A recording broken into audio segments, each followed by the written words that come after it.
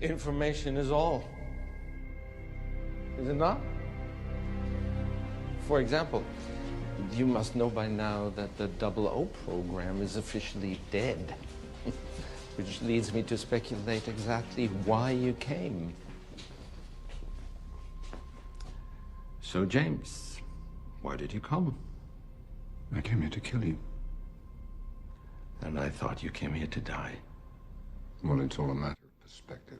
Alert, alert, warning, this is a spoilers podcast. What? Spoilers? Oh, well, I'm out. Well, we won't listen. We'll just put our fingers in our ears and yeah, be warned. We're going to discuss everything that happens. So if you haven't seen it yet, spoil the shit out of this film. So I'm aware that necessarily, like, particularly listeners, if we have listeners in the United States of America, we do. I think we do. Oh, fantastic! Well, in that case, then, our sincere apologies that we are talking about a film that is yet to be released, but we advise you to kind of go away and see the film. We advise you. Yeah, you had no intention, but now we've recommended it. Well, we advise you we advise you to see the film, and that is unless you are bothered at all. But I imagine if you listen to a Bond podcast, you are interested in seeing the new James Bond film. I just assume I just took that for granted. So it depends how you feel about spoilers. I mean, certainly with things like the Marvel films and so on, I'm never that bothered if I go in knowing what happens. But for the sake of a few days, you may as well hang on, because we've got a music episode coming out in a few days, and we're only about a week and a half from recording Live and Let Die and getting back to our reviews. So there is other content out there for you. And plus you can always just like come back to it anyway. It's not, it's a podcast anyway, and not like there's a time limit on these things. So so if you are listening to this and you've not seen it, then please press pause and wait a week. Yeah, wait 2 weeks. Yeah, put your iPod on pause for a week and come back to it. Unless, of course, you're really not arsed, because let's face it, nothing in Spectre is really that surprising at all. So no, that's a spoiler. What? That's a spoiler in itself. Well, yeah. But it depends though. Like if you stayed away, if you've been really good and like not read any of the Sony leaks or not seen any of the TV spots or trailers or anything like that, then well done to you. Okay. I will kick off with the first spoiler of the evening. Then the first spoiler of the evening is, if you read the leaked information, I think it was the sort of blocking information, wasn't it, about the scenes from November or December, they were broadly accurate. There are some changes, but the main beats of the script that we read was what we saw.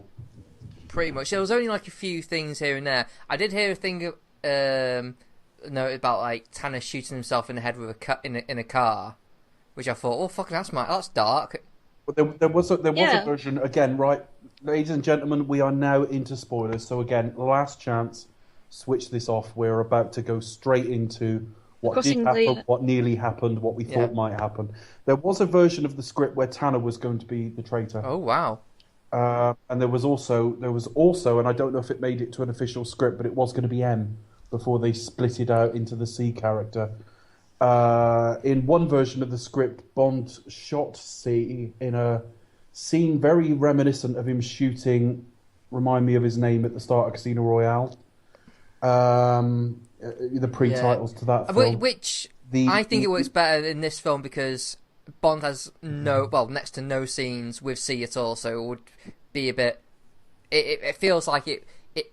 No, and it's M fighting for the future of his department. I think that was fair enough. The other thing that I think was different in the version we read, Bond knew that he was called Ernst Stavro Blofeld. And in fact, he'd been sort of renamed as Oberhauser. I don't know if it was because he was adopted or what. But yeah, Bond told him he was called Ernst Stavro Blofeld, not the other way round. But the major beats of the story, right to the ending, are pretty much what we read. Yeah, it's all pretty much the same. I think the only thing that was missing from the script that they took out of the film, and I thought they were wise to, because it would have been too on the nose. The last line of the film was meant to be Bond turning to Madeline in the DB5 and saying, "We have all the time in the world." That probably would have pissed me off. That would have really. That might have been a fucking mistake. They wouldn't have earned that. You're annoyed already, Chris, but this would have. Yeah, it would have really fucked me off, really big time. Yeah, that's interesting what you're saying. Okay, before we get into the film, just a last point of order on what this podcast is. I thought it was we've said we're spoiling it. We've got no idea how long it might be. It might run as long as a normal podcast. We don't know till we talk, but it will not replace a proper Spectre review at the end. No, because we'll do the review at the end. We'll do it without. I think I haven't even talked to the guys about this, but I think the wise way to do it would not even be to reference this podcast. We'll actually do it from scratch when we come to it. We'll do it as by the time we get to Spectre, there'll be enough distance in that. And we reserve the right to change our minds. Also, like our feelings for the film will change slightly. So in terms of like how it's settled into the franchise, it still needs to settle. This is very, very new. Even though we've all seen it twice. We're recording. I don't know when this will be released. It's up to Chris and how much editing we give him tonight. But we're recording this on the 28th. The film was released on the 26th, and we've all seen it twice. Literally, we've seen it like once. But I walked out of my second screening 90 minutes ago. I saw it yesterday. Yes, me too. I watched it Monday and Tuesday, and that. I might be going to see it again Friday. No, I needed a break. I will see it again, but that will be it then. I don't think I will bother seeing it again. No, that's enough. Yeah, okay. Well, in the cinema again, this will be. When we post this, it will be full of this. It's full of spoilers. It'll be called First Reactions, Interim Report, something like that. It does not replace our Spectre review at the end of this series, and it also doesn't necessarily tell you what we will say about Spectre at the end of this series.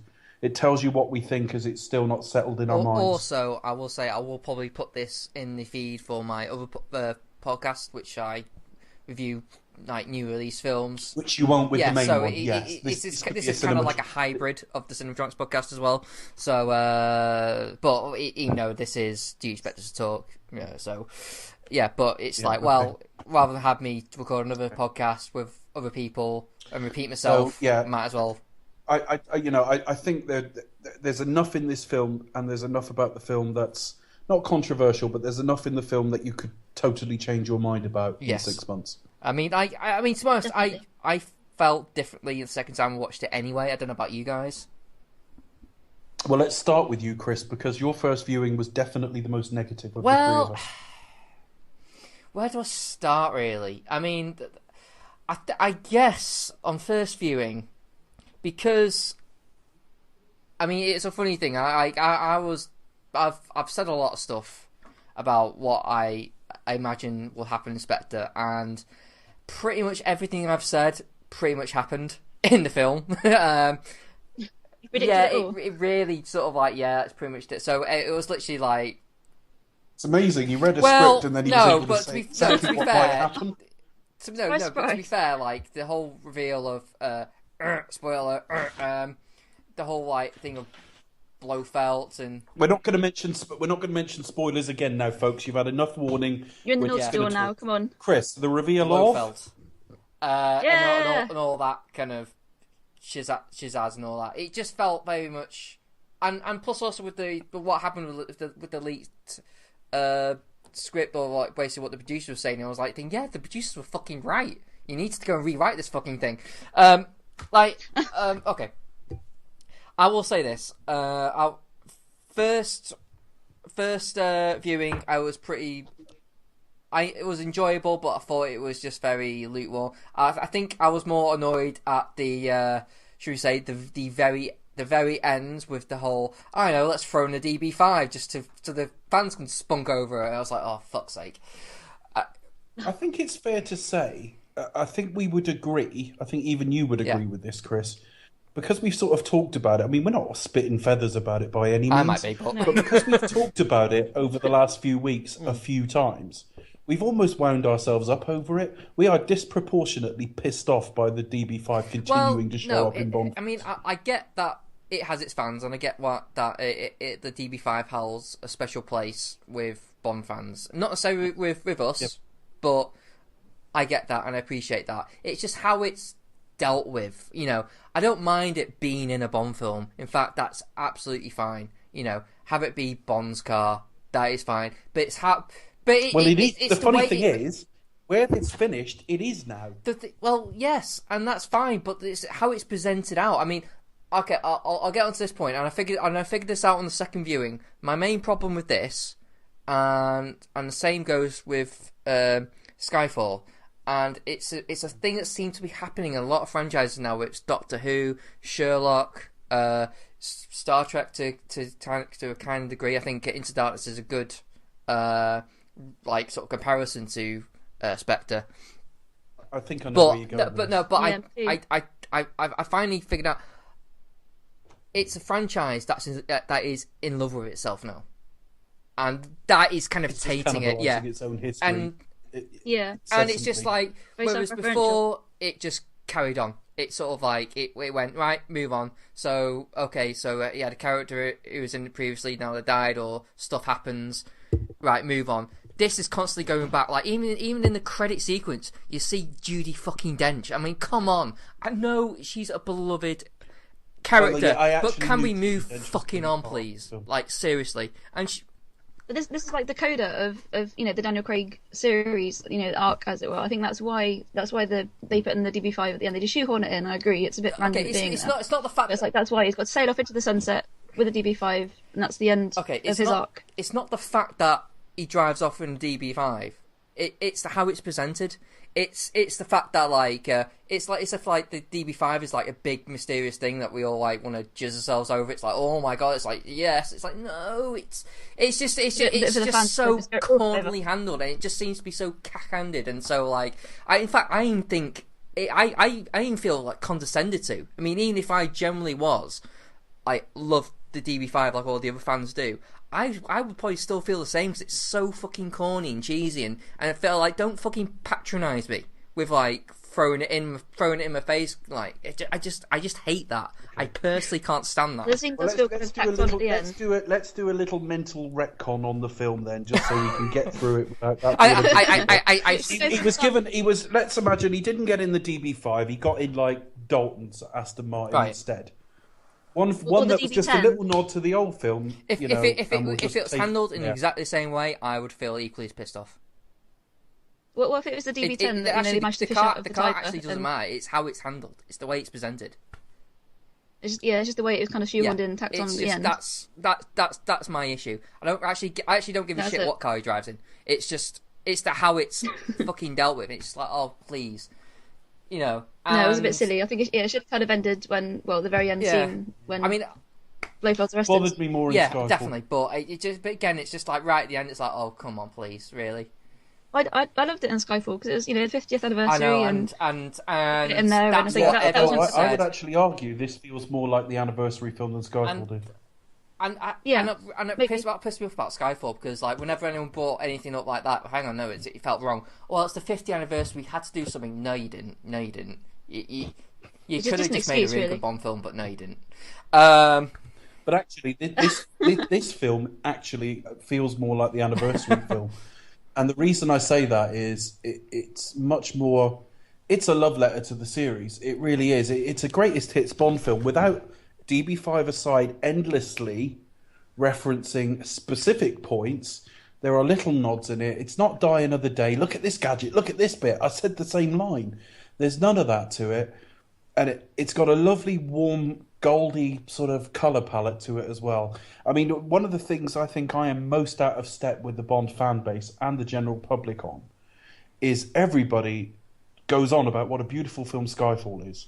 Now, with the exception of Shanghai and a couple of other bits, I actually thought it had a horrible digital washed out sheen to it. I actually don't think Skyfall, a few scenes aside, is a particularly good looking film. I really don't like the look of it. This film, we're back on celluloid, and it's got a lovely sort of gold colour palette to it, and I think this is a gorgeous film. Celluloid makes so much difference. Makes really all the difference. I think Skyfall personally looked beautiful. But I think having shot on film... I'm not suggesting for a minute I think Skyfall is ugly necessarily. Oh, no, definitely. It's just very washed out. And some of it is plot relevant. I mean, one of the things I marvelled at even tonight on second viewing is Daniel Craig looked like shit in Skyfall. And I know that was actually deliberate at the start of the film, but he looked pretty much like shit most of the way through. Even when they cleaned him up to go in the casino, he looked too old. I think it is. And in this film, what I really think it is? He had a really, really, really short haircut. And he looks verging on bald. That didn't help, but even the skin and the puffiness and everything, I don't know what it was, because he was definitely in shape, because when he took his shirt off, he looked so much better. I don't know if he's just like... But in this film, this is the best he's looked in a Bond film. Well, I don't know, he's 3 years older again. Looking, to me, that's still... That was like 10 years ago. I just like the sort of added sort of gravitas. Yeah, but you're right, Dave, he does actually... He looks better here than he did in Skyfall. I do get what you're saying, I agree with you. Yeah, definitely. Even allowing for the plot, we all understand that when James Bond has his 3 months after he's been shot, and he comes back and finds M, and he's a bit drunk, and he hasn't shaved, and his eyes are puffy, and the next day when he's doing the sort of stuff in MI6, we all understand he's supposed to look like shit there. Yeah. But I don't think he looked much better at the end of the film, to be quite honest. No, he still looked a bit rough, didn't he? Whereas here, I just thought he looked fantastic from the very first frame. He smiles more in this film as well. It's just a wonderful performance. He's just more smiley. I think he kind of... Becca, Chris, before we sort of go on to Becca, we wanted general impressions from you, and we got 10 minutes on the DD5. Okay, I was going to say, what else do you think?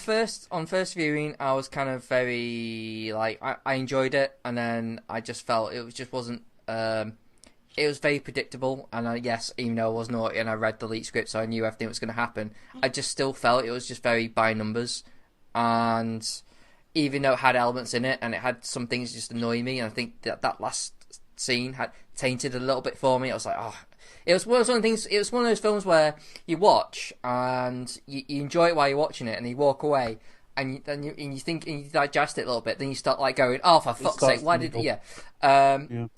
second time round, I've kind of got what they were doing. I actually enjoyed it more second time round. Its flaws are still there, and I think its main two flaws are of this. One is the last third, the third act is just sheer lazy. It's just it is just cack-handed. It's just like they couldn't be bothered, and also may I add, why does it have to end it in London again?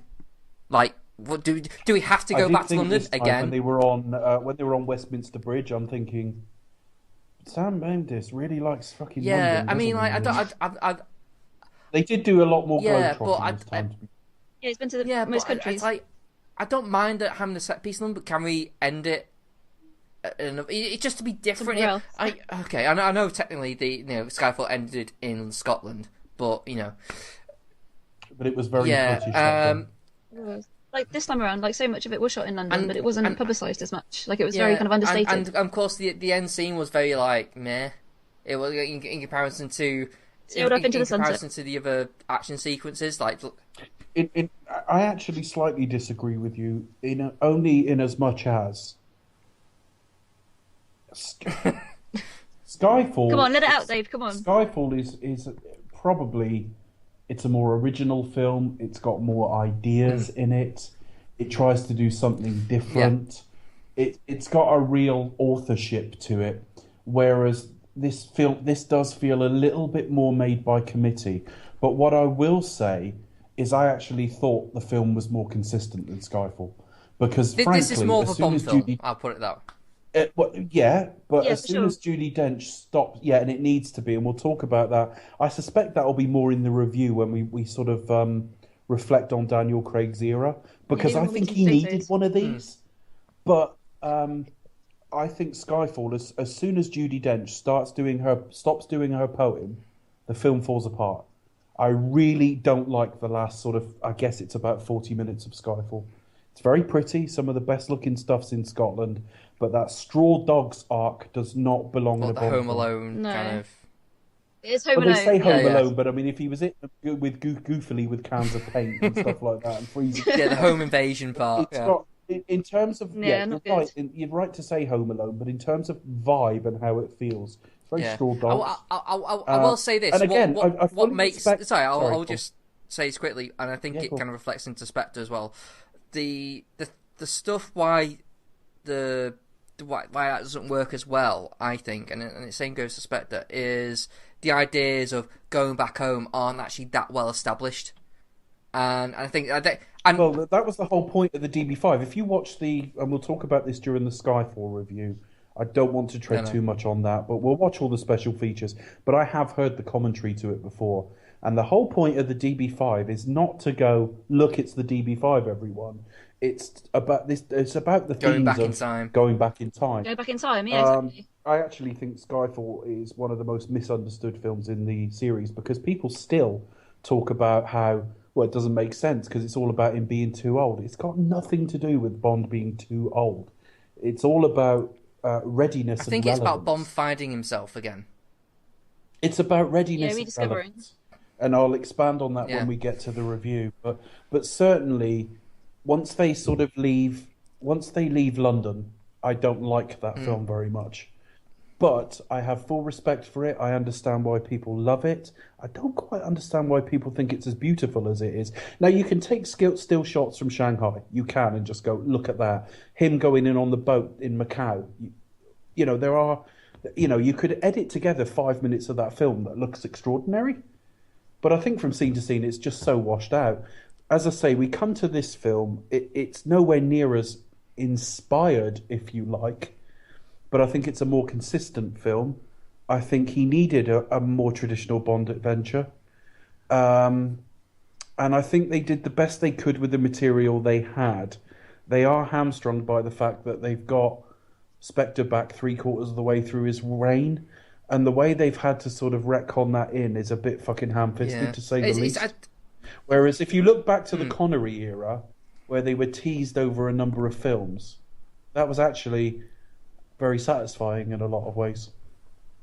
But no, they've had to kind of, again, shoehorn it in and say, right, okay, we've now got the rights to it. With Spectre, they don't really establish what the fuck they were doing. I don't really get what their organisation was. I mean, like... I don't imagine that whole organisation there is just to piss James Bond off. Yeah, well, here's the thing: is like you get told through various sort of conversations and the news coverage that there's like terrorist attacks or bombings in other parts of the country, and it's not really focused on. And then that's meant to be the main. No, I actually no. You only see that in one country. And you hear about it in a couple of others, and then you see bombings and you never get... No, it's very well trailed, actually, because they go... C and M go to Tokyo to vote on this Nine Eyes initiative. The one country that says no is South Africa. That's why they get a terrorist attack. And when he says you need to see this, Bond, and puts on the TV, it's Cape Town. Yeah. And then a few scenes later, C's forced through an early vote again, and South Africa have changed their tune. But it's just not... it's not really sort of... Well, I would like to see Spectre more at work, like, be more the focal point. If you're going to make Spectre... That's for the next film. But things are better. This is called Spectre. This should be like the big one. This should be like the one where it's not like, we'll just gently ease it in. The next film's going to be Spectre. Funny this ties into what my second viewing was. I really got behind what they were doing. What they were doing was kind of doing like Half Majesties, and we'll get to the other part later on, which ties it in. I think... because by the end, when Bond walks away in the sunset with Madeline Swan, Blofeld is like there lying, going, "Oh, I'm gonna get you," and it's very much like foreshadowing that. I mean, I'll be. He doesn't say anything though, does he? He's like Iago at the end of Shakespeare. You can actually you when he's arrested, see it while he's looking on as they walk away, thinking like this isn't fucking over. And no, this isn't. Totally see the next film being like the start of the Born Supremacy. Or in kind of that kind of vein. I don't know quite, but he kind of has to have Craig back, and I'll be surprised.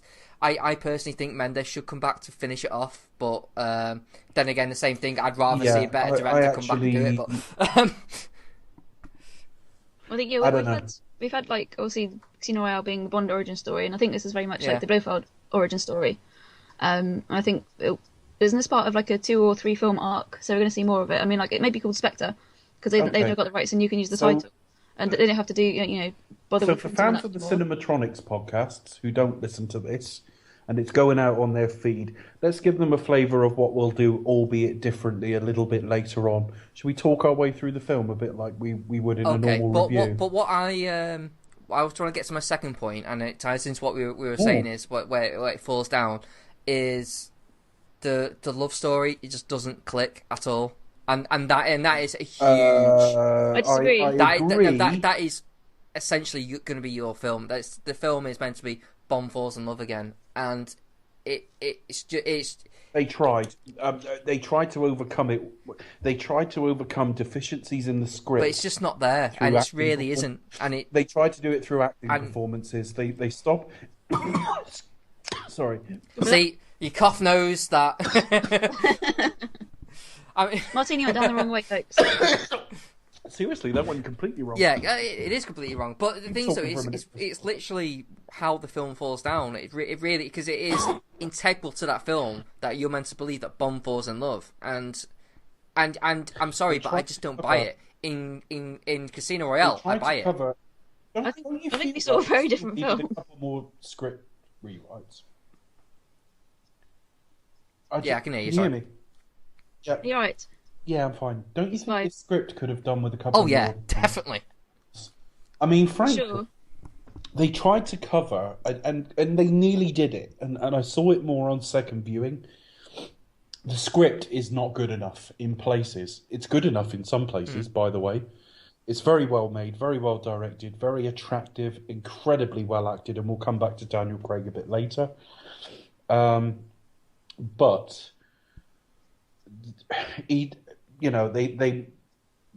Bond at some point, we'll talk our way through the film a bit more sequentially in a minute, but Bond is tortured at one point. Fairly well done, very Bondian in its sort of layout. And she tells him she loves him.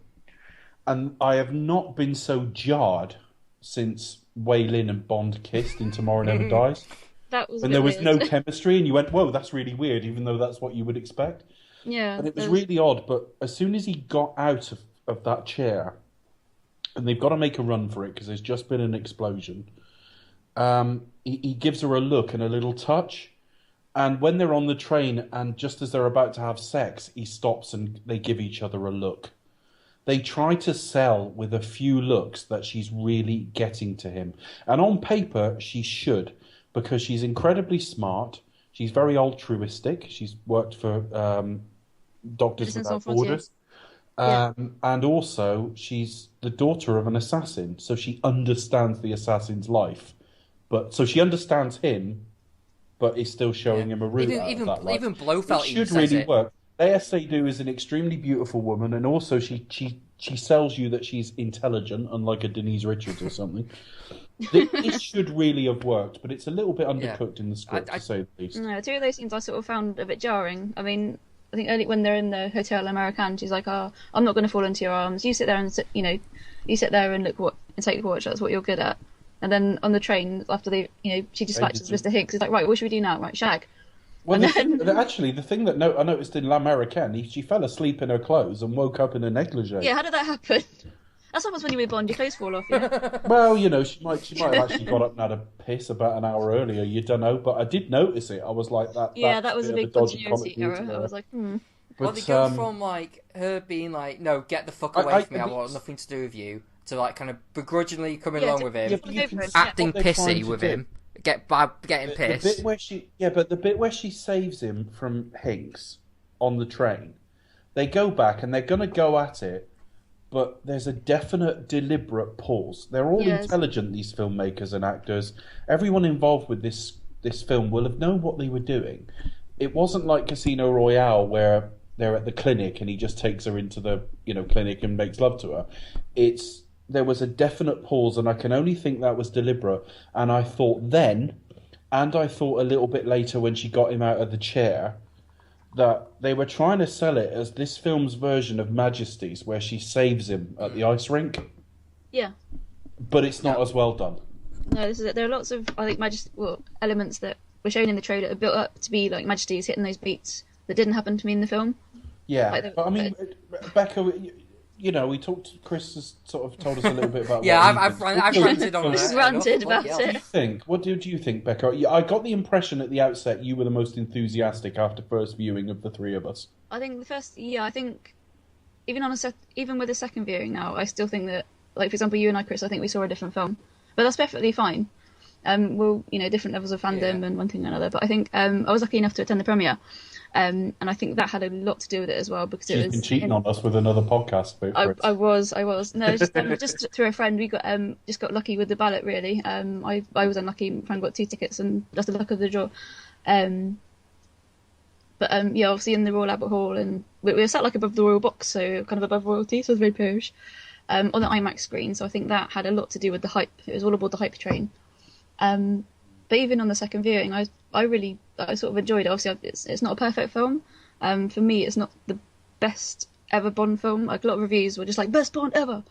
For me, that's not the case. I'm still struggling to rank it in terms of the Daniel Craig's. It's probably, for me at the moment, it might go Skyfall, Spectre, then Casino Royale, and then Quantum of Solace. Blows my mind. That's not really fair. I'm not saying Casino Royale top. Well, no, I don't know. I'm not. They might change. Like I say, I'm hoping to try and see it maybe towards the end of the week. Your opinion. I don't necessarily want your opinion to change. It just blows my mind, because I think this series has had 2 masterpieces. Well, this is it. I mean, I think Casino Royale is one of them.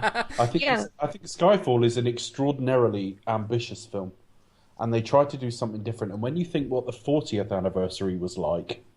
Jesus. I mean, Skyfall, I know Skyfall is an improvement. The DB5, but they tried to break some new ground with the film. So I've got full respect for Skyfall. I really have. Definitely. I see. But in terms of, like, the ranking, it might change. I mean, that's saying Casino Royale. I don't.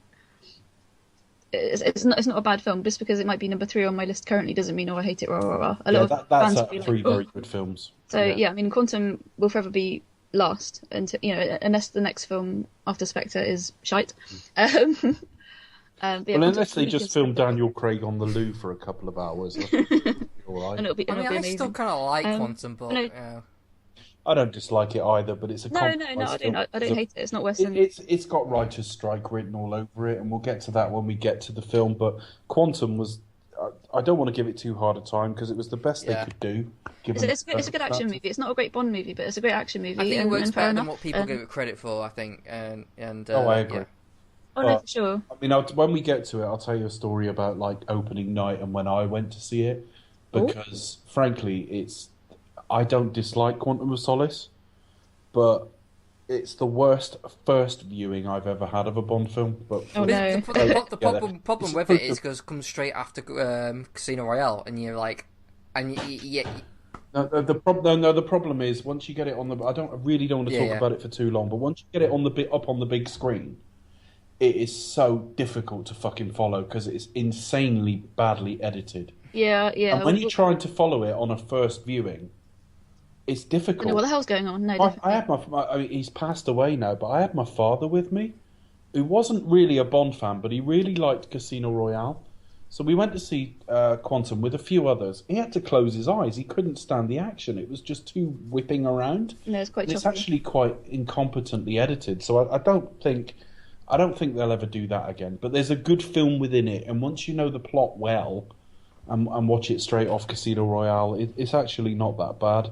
Cool. But Spectre is by leaps and bounds better than it, I'd say. Definitely, yeah. So I don't Quantum of Solace is like not by no means like the worst of the Daniel Craig lot, but it has its flaws, and editing is like one of them. But to come back to Spectre, I mean, I think what really made me happy is the fact that obviously, we'll discuss it in a minute, but I have to say it now. Gun barrel at the start. That was it. Though I will say this, I was like, it's the best gun barrel Craig has done as well. However, amazing. Definitely. However, I have a few little nibbles. One, what's with that music at the start, like it's going to quite build up. I want silence. I want that anticipation to it. I actually quite like it. It built into it quite nicely. It's more of a personal preference, and also what's the point in just fading out and then having that whether live, whatever, or death, that motto. Dead or alive. Dead or alive. That kind of thing. I would prefer. Why can't it just do tradition? I don't need the white sort of retisol to shake around, but I do like it to drop to a corner and open out.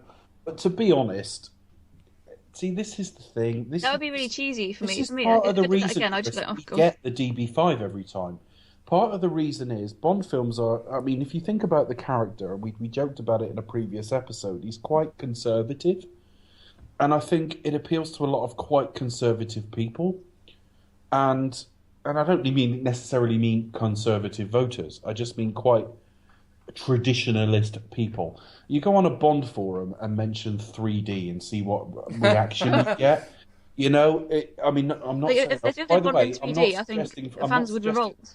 I am not suggesting for a second I want a Bond film in 3D. No. All I'm saying is they are they're traditionalist to a fault. And part of the reason, I mean, I've watched nitpicking over the gun barrel over the last few days. I've read complaints that the gun barrel itself is static, i.e. you don't get shimmering light across it. I've read complaints that it's too fast. What the hell? I've read complaints that you can see him swinging the gun, and that's not good. Like, you see the gun, just think, you are just looking for a tick list. Watch the bloody film. These people. I agree with you, Dave. I actually agree with you. There's too much time on their hands. And that's why a film like Skyfall, as much as I don't love it as much as a lot of the general public, is important because it has to slowly and subtly move on. I don't know. I do realise I do sound like a traditionalist who keeps going like, no, it must do this, it must do this, but... Yeah, no, I've complained about the last couple of gun barrels. But my tick list is quite small, you know, and it's like, you're like... The gun barrel for me this time was a shade too quick. It was quite fast, I think Daniel Craig in general, he takes no rubbish. But even the CG blood, I think that's all we're going to get. That's what we're going to get now. Well, what do you want, real blood just stripped down on the screen? No, but compared to what we had in the first... Compared to a bullet down the barrel, like in Dawn of the Day. If you compare it to, say... I love the gun barrel in Casino Royale, by the way, but if you look at the blood as it drips down in that one... What we got in this film was a lot better. I'm perfectly... if that's how gun barrels are from now on, I'm perfectly happy with the gun barrel. I'll be honest. What's wrong with it? You know? I was really excited as well. I think if it hadn't been... done it a favour. Sorry. Yeah, I mean, it should never, ever, with the exception of Casino Royale and arguably Quantum, it should never have been moved away from the start. No, I think if it wasn't at the start, it would annoy a lot of people. Absence makes the heart grow fonder. It we took it so much for granted. Now it's back there, aren't we all? I know, so happy? and I'll be honest, I am, and I'm happy to see it. But, I mean, I'm still annoyed because it kind of leads to kind of like inconsistency. It's like, well, there's no reason for it not to be in Quantum. There's no reason for it not to be in Skyfall. And it's like, so I'm just like, well, why isn't it there? Skyfall, it bothers me. That seems a bit silly. Quantum, as much as I think they're going over old ground, because the whole point of the name's Bond, James Bond, at the end of Casino Royale was he's now Bond. And I will say, it has to. There's no reason why it shouldn't be at the front of the film rather than the back. Yeah, I completely agree. Fine, but I mean, the fact is, having said that, I quite like the way Quantum starts. But but then that circle could drop down. You can go to like that kind of like lake ocean as it's drifting across. You know, you can easily picture it. But I was going to say the only other, and I am nitpicking, but the only reason I was going to say about it goes up to that motto. I forget what it is. I just thought, well, is there really a point to that? It could easily just drop to the face of the skull on the Day of Dead Parade, just as easily. I actually think it seemed desperately like a art film. Yeah, and that's the problem. It's like Sam Mendes, like, no, it is one of my issues that I have watching this. I'm watching Skyfall. I just think Sam Mendes thinks he's above this. I don't think he thinks he's above it. I don't think he would do it otherwise. But I think he has to put the odd touch in that reminds us we're watching serious cinema. It's just like, I'm gonna put in. It's the Nolan effect, and I like Christopher Nolan films. However, I love Christopher Nolan, but I think he's a bit self-indulgent. And I think it's the similar sort of thing. Watching this as a Bond fan, I kind of understand what Batman fans feel watching Dark Knight Rises. It's like yes, there's good stuff in there, but you're getting so much wrong. You and Tony Black between you gave two examples. One, I thought, no offense, Tony, I thought one wasn't so good, and I thought one was excellent. Tony referenced Into Darkness, which I think is a bad reference. I see what he's trying to say, and you actually mentioned it at the start of the podcast. But I actually think Into Darkness is flat out shit, whereas I don't think this is. By the way, to anyone listening, because there's a lot of Cumberbatch fans out there, he is not a problem with Into Darkness. I think Benedict Cumberbatch is actually terrific in that film. Hugely. Well, yeah, but he does very, very well in the part. Yeah, he does really well. He plays good baddie, but the character he's playing isn't Khan. Well, no, it isn't, but okay. He's not the problem. But the example you gave was The Dark Knight Rises. Now, I'm a Batman fan too, and I went to see The Dark Knight Rises, and I walked out fucking furious. Now, I wasn't spitting feathers. I mean, I was in a good mood and all the rest of it. But, once you get to the car park and what did you think? The people I was with were really happy with it. And I wasn't. And I think a lot of it was, partly I think like a lot of people, once you start getting into sequels, you have an idea in your head of what it should be. And I think that wasn't the Batman story I wanted. I mean, Batman Forever's a shit film, but the concept of I'll be Batman forever is kind of relevant. You don't give up and quit for 8 years. But the fact is, Christopher Nolan went and made a 2-hour, 40-minute film that was self-indulgent, desperately needed a trim, was very full of its own importance. And that's what happens to filmmakers when they're too successful. You need... I'm all for director freedom, but you need a bit of tension with the studio. You need a little bit of compromise. If you just let a director do whatever they want, you get what's happened with Tarantino. Oh, yeah. In that, I really love Tarantino, but most of his films could lose half an hour, no problem. I agree with that. And I felt that about this film. This film should not have been the longest Bond film. It should be 2 hours. It should be 2 hours film. But I don't actually mean cut any scenes. I really don't. I'm quite happy with every scene that was in the film. But certainly more on first viewing, I was thinking, you could trim that there, you could trim that there, you could trim that there. It shouldn't have topped 210. I don't know. I think it should have focused more on Spectre and less faffing around with them, trying to fight off like the Nine Eyes program. It just all those that kind of story arc felt flat for me.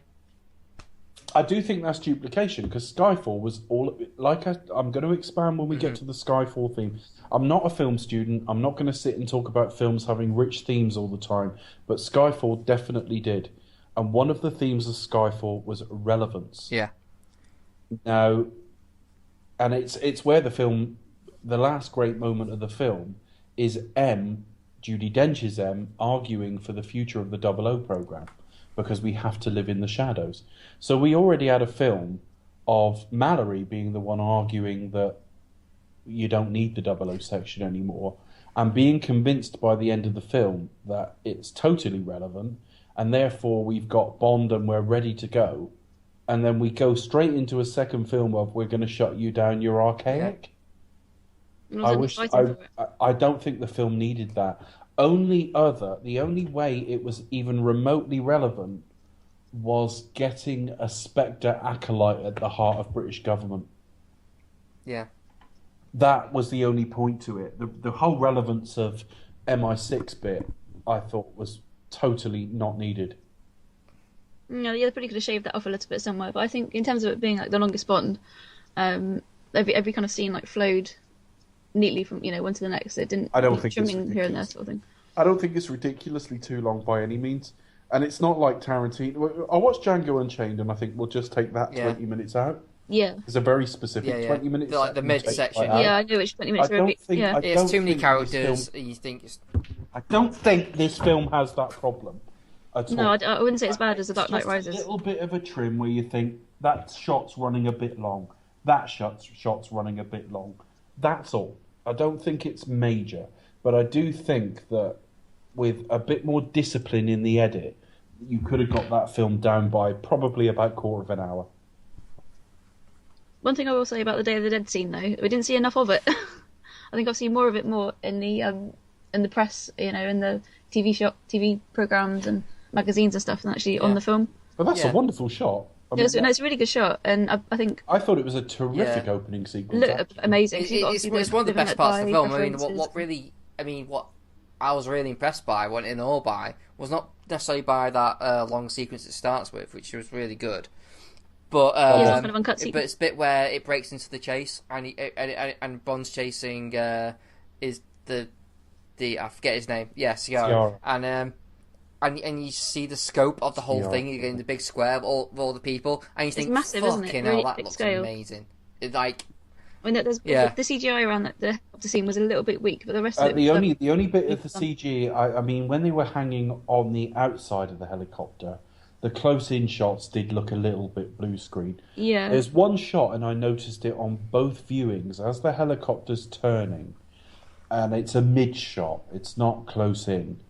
And Bond and Ciara are fighting on the outside. There's digital face replacement. Yeah, you can see obviously. And I can actually see the face shaking around a little bit on Daniel Craig because it's the stuntman. And I've not seen that since Titanic, where Leo and Kate Winslet are running down the corridor and their faces are shaking around on their heads because we were in the early days of CG. But the fact is, they will have had a lot of effects to do in this film. One thing I will say in praise of this film is it's quite action heavy, but I'm always... I said at the outset of this podcast, or I certainly said before we started recording, it's got a feeling of a sort of a bit of a greatest hits Bond film in a lot of ways. But I've often said about Brosnan that I think he's like a greatest hits Bond. But when you look at the Brosnan era, you can almost you're looking at your watch waiting for the next action sequence. Because it's paint by numbers. It's right, time for another action sequence. And I very rarely in this film felt any of the action was particularly contrived. No, it all felt very natural, didn't it, I think? I thought so. Though, I think you said earlier about like Bond by committee. I mean, you've got Jess Butterworth, return of Neil Purvis and Robert Wade. You've got so many different writers on this film. John I think Logan, that's why Logan did the first draft. Yeah, John Logan as well. I think had it just been him again, it would have been very... I love him as a screenwriter. I admire his work. I mean, I will research this more when we get to the home release and there's commentaries and all the rest of it. But my understanding is they put a lot of faith in John Logan, and he turned in a very poor first draft. And that's why they got Purvis and Wade back again. You can tell. I can tell. I can feel the influence. So you mentioned the Brosnan movies. Obviously, they're majority of them, and that's why this film was a lot lighter in tone. It's a lot funnier. And as I say, it kind of hits those beats, but it doesn't feel as predictable. Yeah, the thing I do want to say, though, is... And Daniel Craig actually said this in an interview recently, which surprised me. I don't want to put words in his mouth, because I can't remember the exact quote, but the way I interpreted what he said was that some of the humour in Skyfall was very self-conscious, in that they sat at the outset and went, we need to get more humour in this. And I've said this in previous reviews, that I just think, and in commentaries and stuff, that I think, come up with a quip if you can think of a good one. If you can't, don't bother. And, I mean, the bit in Skyfall, it's not a bad line, and I think I laughed at the time, but the bit where he ran after the tube, and he jumped on it, and that couple said, he's in a hurry to get home. Random, wasn't it? I did laugh at it, but it felt really forced in what's quite a sombre film. But the thing is, did you have that gag where he's like, open the door, and he goes into like health and safety, and just walks. So and again where he lands the carriage, just changing carriages. Yeah. I'm not saying it all falls flat, but I'm saying there are occasions where I can see that they've thought about it. We've got to put a line there. Whereas in this film, I actually thought the humour was generally really quite organic. I would agree. What's good about Daniel Craig when it comes to his kind of quips and his kind of humour is that he's so dry that he kind of makes like lines funny that aren't necessarily funny on paper. Like and as much as I love Dalton, but it's the opposite, isn't it? Dalton brings humor he can actually find very serious. Make funny just out of a reaction. Well, that all sounds. But there's a scene when he's in L'Americain with a little mouse, and he's like, what's your name? Yeah. What are you working for? The second time I saw it, that got a huge laugh. Yeah. It's great, and you know, and that all sounds terrific or marvelous or whatever you said. Really delivered well. Can we just talk about Daniel Craig for a minute? I think. No. Right, thanks. Okay, no, let's not bother. No, let's so do Roger it. Moore. I actually think now there are Bond films where the Bond actor has been called upon to do more. In as much as when you look at the end of Casino Royale and he's desperately sobbing over Vesper and all the rest of it, and he's poisoned. But I just think I have rarely seen, since Pete Connery, such a confident, swaggering performance. And because we've only seen it on the big screen, none of us have seen it on our own home TVs, no matter how big, that those points are made in the intro episodes about a film star. I mean, my God, I just thought this was... If I was sat... I may not know where to rank the film, but if I was ranking Bond performances, I think we've seen one of the great ones. I personally think... sorry to harp back to what we've always said, but I think his performance in Casino Royale is better. It will always be his best as Bond for me. I think it's a better film, but I just think I mean, he's more confident, and he just wears it like a really good suit. You know what I mean? I can't knock any of his performances. He's been great in all of it, but I just think in this film I could barely take my eyes on it. And it was such a rounded performance because there is more humour in this film, but at no point did it feel like Brosnan or Moore, where it's kind of forced. I think when it does, it's more on the writing rather than him. But I've noticed he kind of has the Craig Bond stance now. I think he had it in Skyfall, and he has it in here, where he kind of like stands like legs apart with like one hand in his pocket. And it's like, you found your thing. But even the gun in the gun barrel, I know some twats have complained about it. There's something about I've heard people swinging complain about Dalton's like how far apart his legs are. In the, he's like, grow up for fuck's sake. But the fact is, right, whether you think it's appropriate or not, there's a swagger in his gun barrel. It's kind of similar to the Skyforce gun barrel, but it's a little bit less robotic. The stance at the end is very similar. In fact, it's pretty much the same. But there's something as he walks on and you can see the gun and you think, this is a guy who doesn't give a shit. You know, and there's a bit where Q finds him at the health... Well, it's not even a health farm, is it? It's a medical centre. Medical clinic, yeah. But it's got a bar in it, so I'm a bit confused by what that place was. But anyway, Q goes to say something to him, and the writing for almost any other Bond would have been a much longer exchange, and he's just said, get to the point. When he meets Blofeld in the wreck of the old MI6 building at the end, it lends itself to like 5 or 10 minutes of verbal sparring, and Craig's Bond just says, why are we here? Why am I here? It's so no nonsense, it's so to the point, but it's not at the expense of humour and charm. And the whole idea that Craig's Bond is this taciturn, humorless, over-serious guy, I don't see it. We've just actually seen quite a traditional Bond film, I think. Yes, it's one of the funniest the funniest of the Craig series, I think. And that's because we've got Purvis and Wade back again. But the humour lands as well. Exactly. Purvis and Wade wrote Tomorrow Never Dies, and it's not very good. And I'm not blaming him because a lot of it, the writers are Chris knows this, writers are at the bottom of the food chain. Sure. It gets rewritten on set. People say different things than what's in the script. I'm not actually blaming them. No, not at all. What I'm saying is, if a lot of really shit Brosnan quips were written by the same team. Exactly. So I don't know what's happened in recent years. That this film has some problems, but most of the humour lands. None of it makes you groan. No, there's no cringeworthy sort of. Do you agree with that, Chris? By the way, it's a lot more. It's not. It's less cheesy. I mean, it's more cleverly done. Quite dry. Like one of my favorite jokes in this, and he actually repeats it, and it still kind of works. Is the kind of like use the word "see." It's like call me mouse. No, I'll call you see. See. And then it's like we only work. And then Mally has a repeat of it. Both audiences I've watched it with have really laughed after M says, well, we know what C stands for. I got the biggest laugh in both my screenings. I got the absolute biggest laugh. Absolutely. It doesn't mean careless. Anyway, so after the Day of the Dead, we've got the barrel roll helicopter I'm trying to move this. I'm trying to move this on. Okay, what do we think? Okay, now we've seen the film twice now. What do we think of the Sam Smith song in context with the film and the title sequence? Can I go first? Yes, please? you can. Absolutely.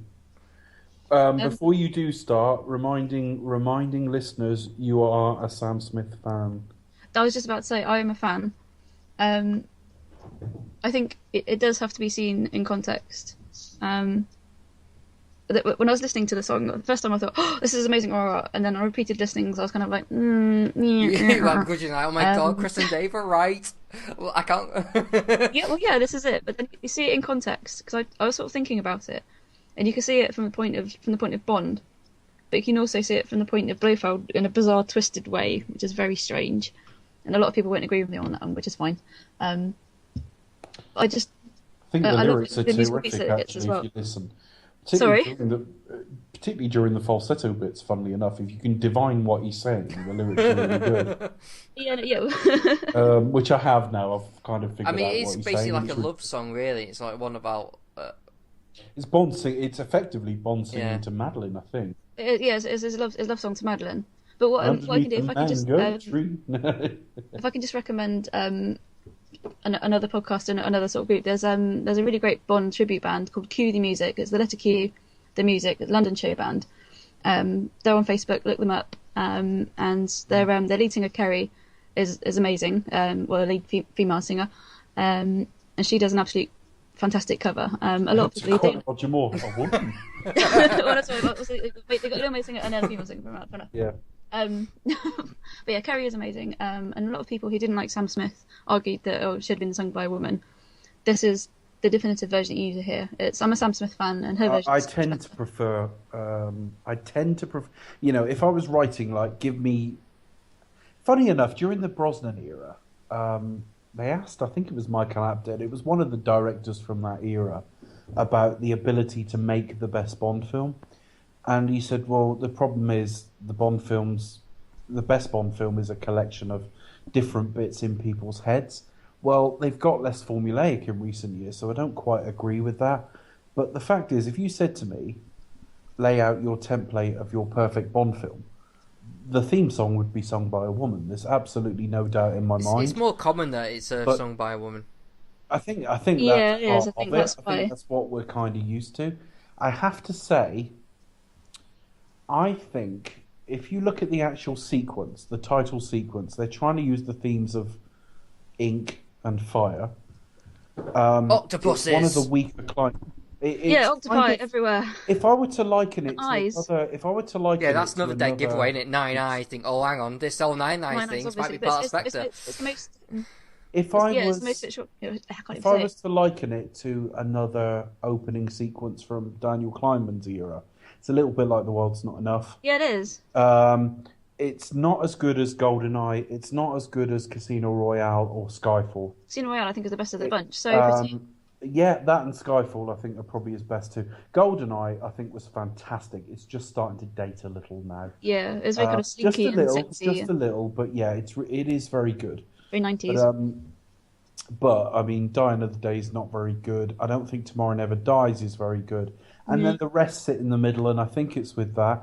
And as much as I joke that Daniel Kleinman probably listened to the theme and went, I don't know what to do with this, I think there's some of that to it, because there's very little. If you listen to someone like Skyfall, it's not a fast song, but it's got forward momentum to it. And as a result, so does the title sequence.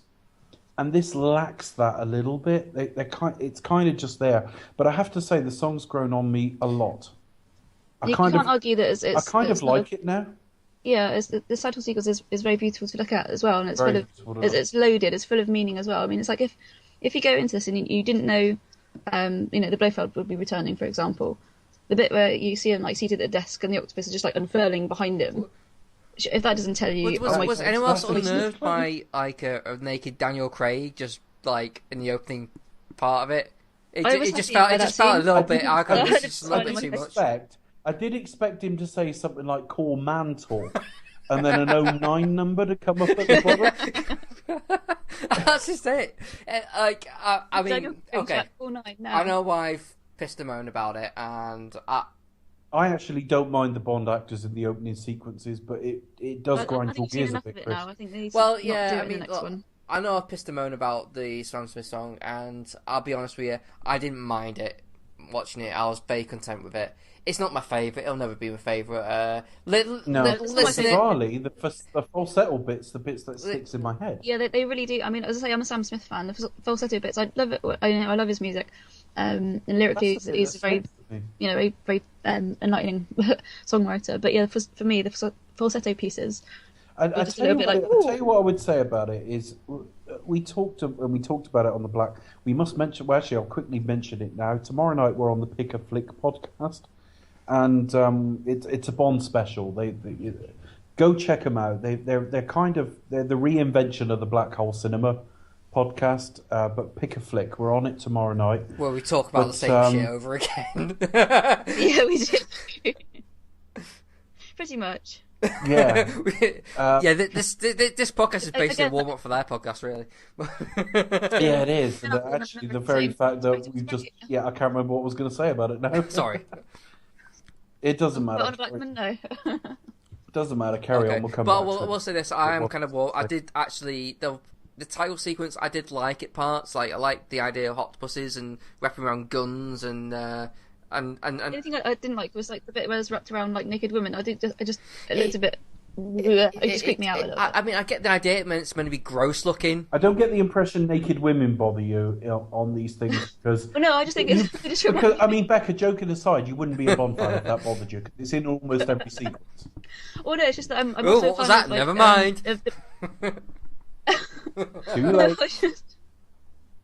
This is really weird, but it reminded me of Mighty Boosh, and I sang about eels, and I just think, eels up inside it, and it's just like peculiar, especially with like.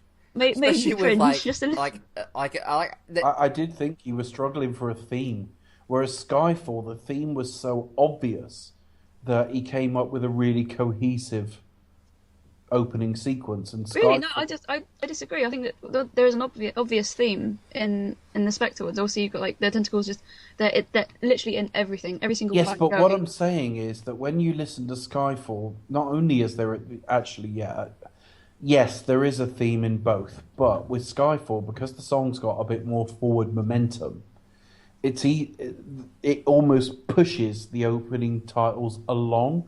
Oh, I see what you mean. Whereas these just hang a little bit.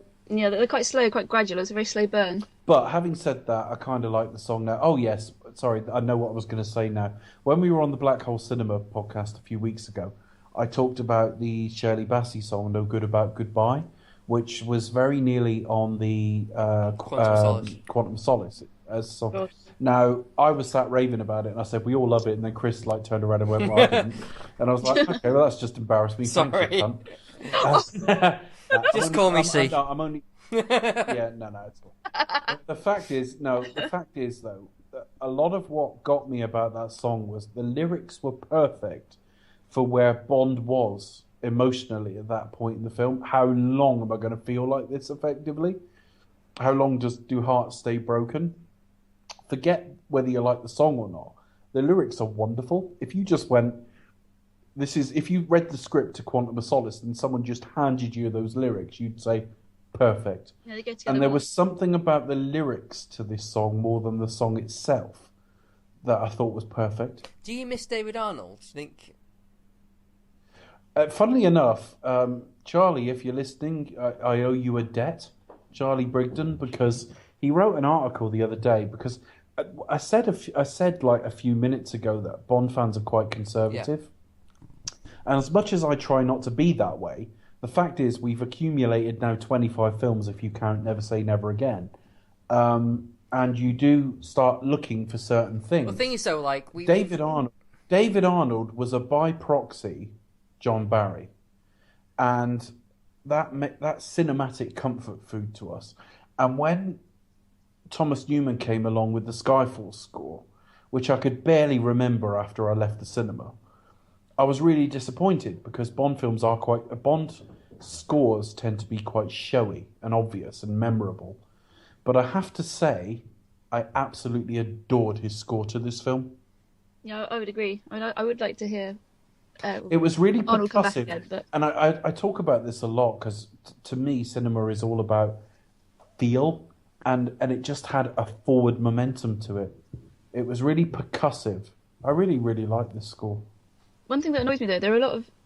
Well, sorry, Becca. Sorry, Becca. I'm going to interrupt because I want Chris to answer his own question. I completely forgot my own question.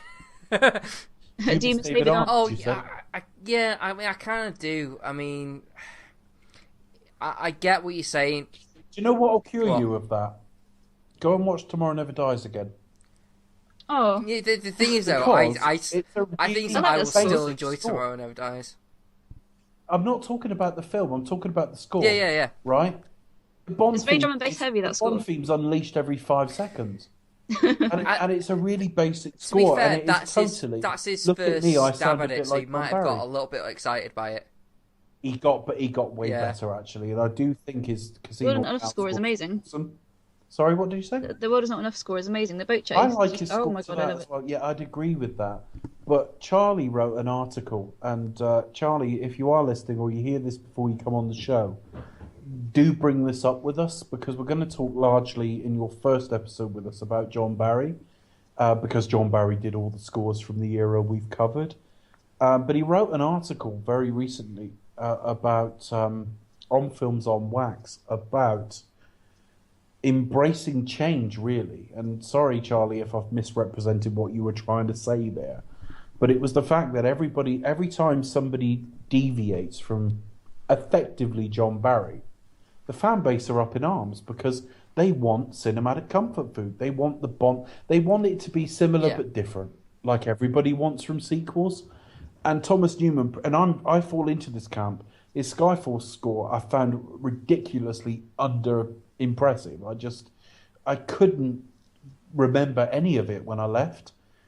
But this score, at many times during it, I was like, I like this. I really like this. Yeah, you can remember it after you leave the cinema as well. This series cannot remake Goldfinger forever. It's got to change. And yes, you can have the gun barrel, and yes, he can ask for a martini, though how much that makes a film good, I don't know. And yes, he can do all of these tick boxes you want, or not you, but anybody wants. But the fact is, like, Skyfall and Spectre are very different films, but they feel part of the same series. And it's a bit like all the Marvel films. I know they're different characters, so it's easier, but they all feel different, but they all feel the same. The same, like with Skyfall, Spectre, not necessarily Quantum and Casino Royale, but they were made by the same director, so they will have a similar theme. Yes, but they are very tonally different. Yeah, I think.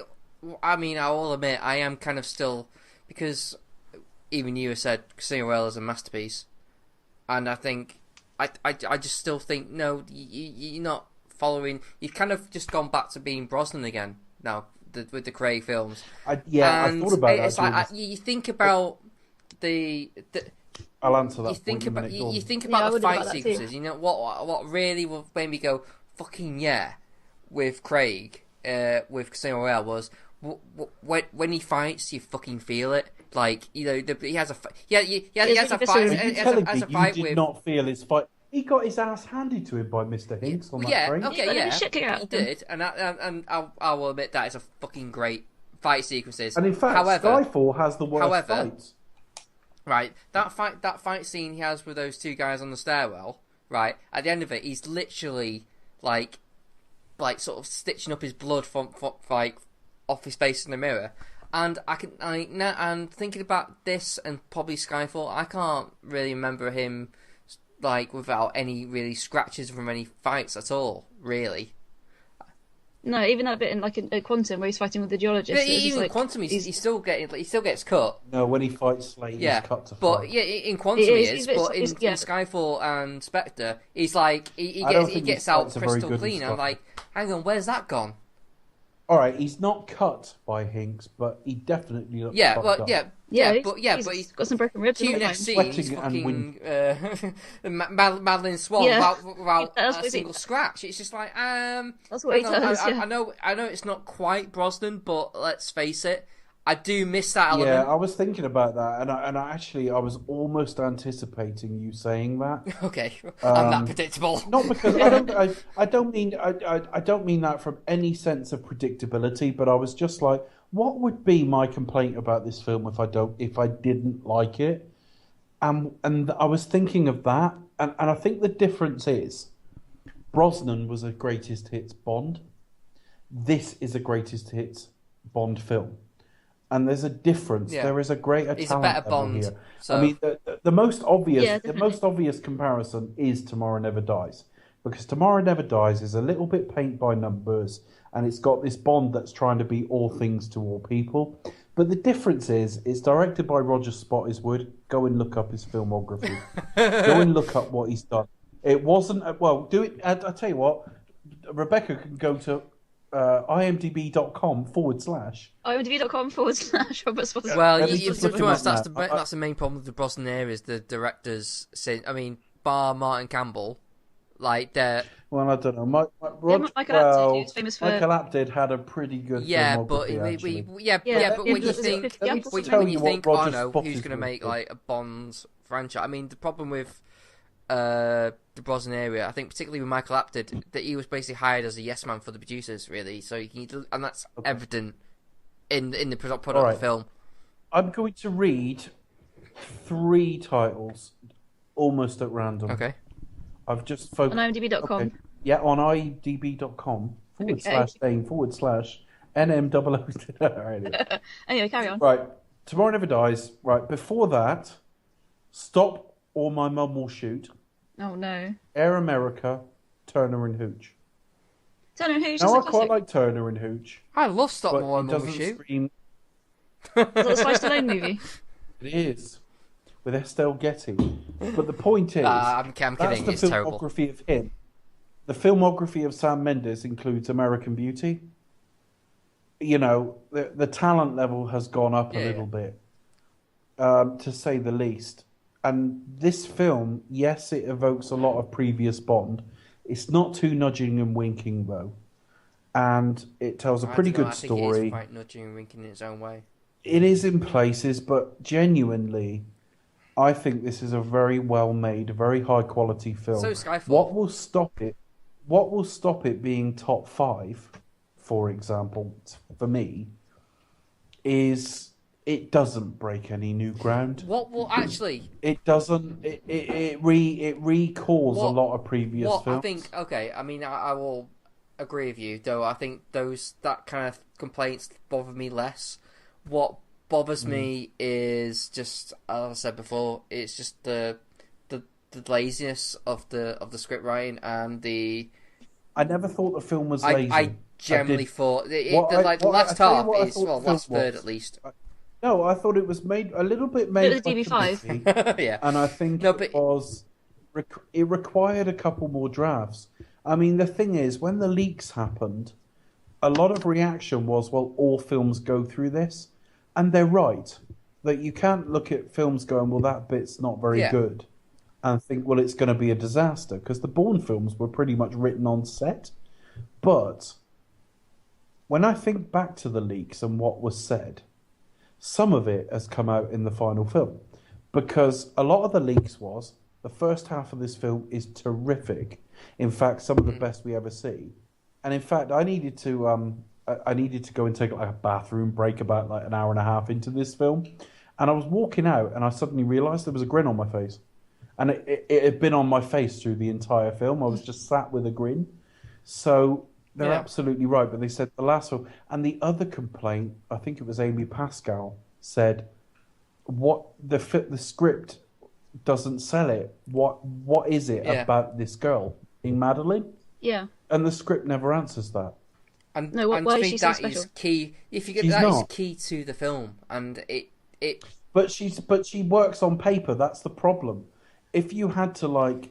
If you read if somebody she might work as a character as like okay her, you'd go perfect for James Bond. It might work as a character, but you need to do more than just like show a character. You need to you need to let these characters live and actually fall in love. The script doesn't let them do it. And when she says "I love you," that would you agree, Becca, as probably the person who liked this the most of the three of us on first viewing, although I'm coming more in your direction than Chris's. When she says to him, "I love you," during the torture, did that jar with you slightly? I was just reeling from the torture scene, really. But it was. Where did that come from? "I love you." Yeah, that was like what? Just really randomly out there. I mean, I do like the character of Madeline. I think this. Oh, it really annoys me that this film just underuses its female characters. Estrella, Stephanie Sigmund, she's amazing. Stephanie Sigmund is just pre-title. I'm not too worried about that. No, but you don't know her name. She's on it for 2 seconds. I'm not worried. I don't care about that. That's pre-title. The pre-title is often kind of throwaway. It bothered me with Monica Bellucci, but I was thinking about it driving home. Maybe if Monica Bellucci wasn't Monica Bellucci, she wasn't a name actress, would it bother me? No, this is it. If that character had just been played by attractive late 40s, early 50s Italian woman, generic, it probably wouldn't have bothered us. Yeah, it just feels like a waste. And Monica Bellucci should have been a Bond girl in the 90s. We'll talk about that when we get there. So there's been a long build up to this, and because she's a name, she's been in all the promotional stuff. And yet she's got about 6 or 7 minutes of screen time. No, that's it. But I think it's because obviously she's one of the most beautiful women in the world. But I think in Italy she's not taken that seriously on the acting front. 51-year-old, she really is. Yeah, that's it. And she's also the oldest as well. She's a couple years older than Daniel Craig. But it's like, but I think Madeleine Swan, I think she's the most rounded, obviously, out of all of them for obvious reasons. But yeah, I do find the love story like believable. But when it should have worked, because even when she says "I love you," I was like, well, that's a curveball, you know. When we talk about Tracy, and Tracy will always be the archetype for obvious reasons, and we talked about it could have been Brigitte Bardot, and we talked about it could have been Catherine Deneuve. Well, for obvious reasons of nationality, Léa Seydoux kind of falls into that Catherine Deneuve role, in that she's beautiful, but there's a bit more going on behind the eyes. And when you start talking about her being the daughter of an assassin, and she's well aware of SPECTRE, but she goes and works for Doctors Without Borders and everything else, there is everything on paper there for her to be the love of James Bond's life. But frankly, the way it's executed, I mean, the way the film's designed, to get her out of it, you'd have to kill her off. But frankly, there's no difference from in the way it's executed. There's no different from other Bond films where like they just finish off screwing some woman, and at the start of the next film they're nowhere to be seen. If Bond just came into work at the start of the next film, they won't do that because everything's got to have emotional resonance now. I do hope they do include her in But the next if film. they did, that wouldn't necessarily be so wrong, because you think, well, actually, they didn't really sell the love story. He went off on an extended holiday with her. And now he's back to that work. would still piss me off. Actually, it would for them to end that way. They kind of have to follow it on. Yeah, I want to see resolution for this. Yes, they do. And but again, that would just be like, oh, for fuck's sake, the degree to which the film sold it to us.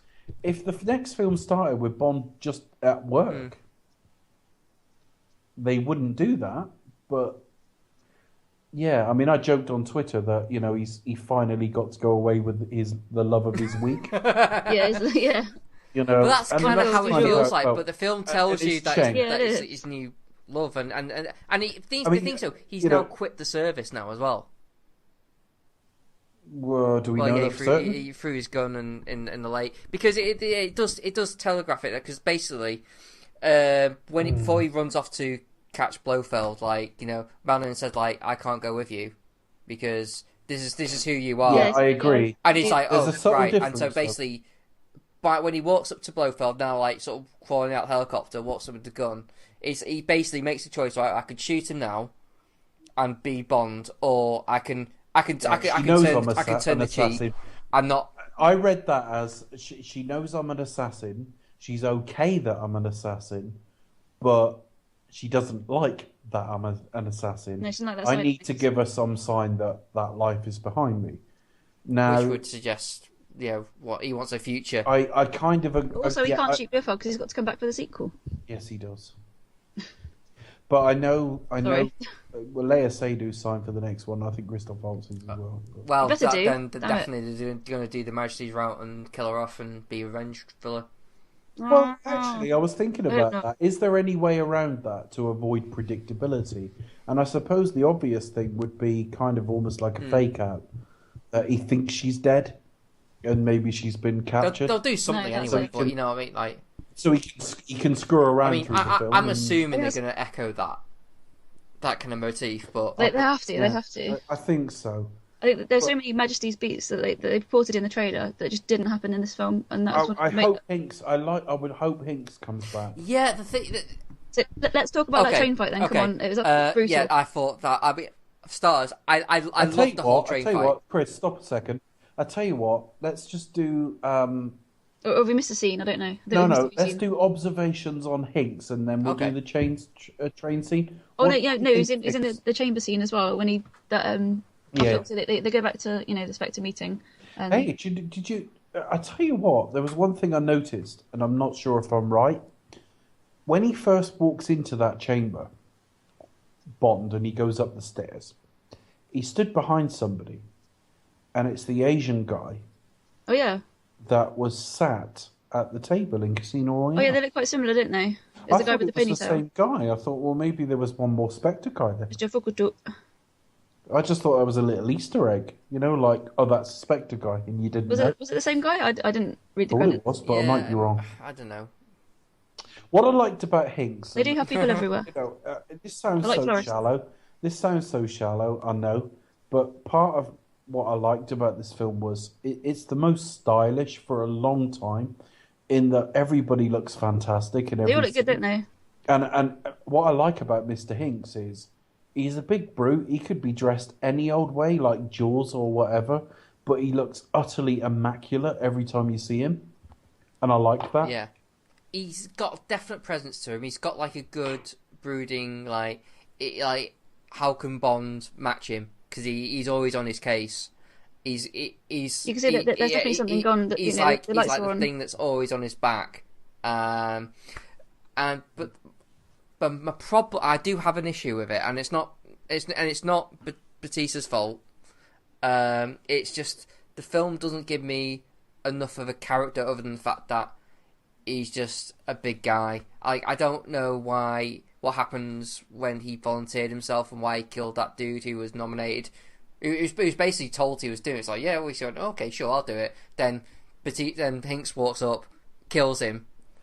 And I don't understand what happened there. I was thinking about that, and I thought it just screams setup. It just screams you see Hinks and Blofeld will be back in the next film. It really does. We don't know too much about him, so hopefully it will be explained next movie. The whole point, like, did that? I mean, even down to right, Jaws appeared twice. How did he finish in The Spy Who Loved Me, and how did Hinks finish in this film? He'll survive. He'll survive. So you basically left Jaws in with a shark, and he killed the shark, didn't he? And then. Wasn't Jaws his last in the train? No. Yeah. And how did that fight finish? Yeah, but that wasn't his last scene. He kicked him out of the train, but that wasn't his last scene. No, because remember, like, last scene is like Bond just like after Stromberg's the compound, like, you see. Okay, fair enough. But he's left like in the car, and you see him like kill the shark with his teeth. But that's it. But what I remember. But it was obvious you didn't see him die. That's all I'm trying to say. I mean, I will say it in the script. Just screams recurring in the script, character. He does go under the wheels of the train in the leaked script. Yeah, but in the script for like Quantum, Mr. White guys, things change. You assume these things happen off screen. You just I was left wanting more. Like thinking, hang on, this seems like a little bit of a waste because. I don't think he's one for the ages yet, but I'm just saying if he recurred, I'd be happy to see. I think this film would almost grow retrospectively because you'd have this guy who's like under the skin, effectively like a wrestler, which is what he was, and like massive and brutish, but he's dressed like, you know, an Abercrombie Fitch model or something. And did you notice his like silver thumbnail, like fingernails? Yeah, that he used to gouge out. But that was just that little thing where when he killed that guy, I was like, oh cool, he's got silver thumbnail. What are we gonna do with them? And then nothing. And then in the that chase scene in the with Bond on a plane and them in the car, he had this kind of cool like pistol with two barrels.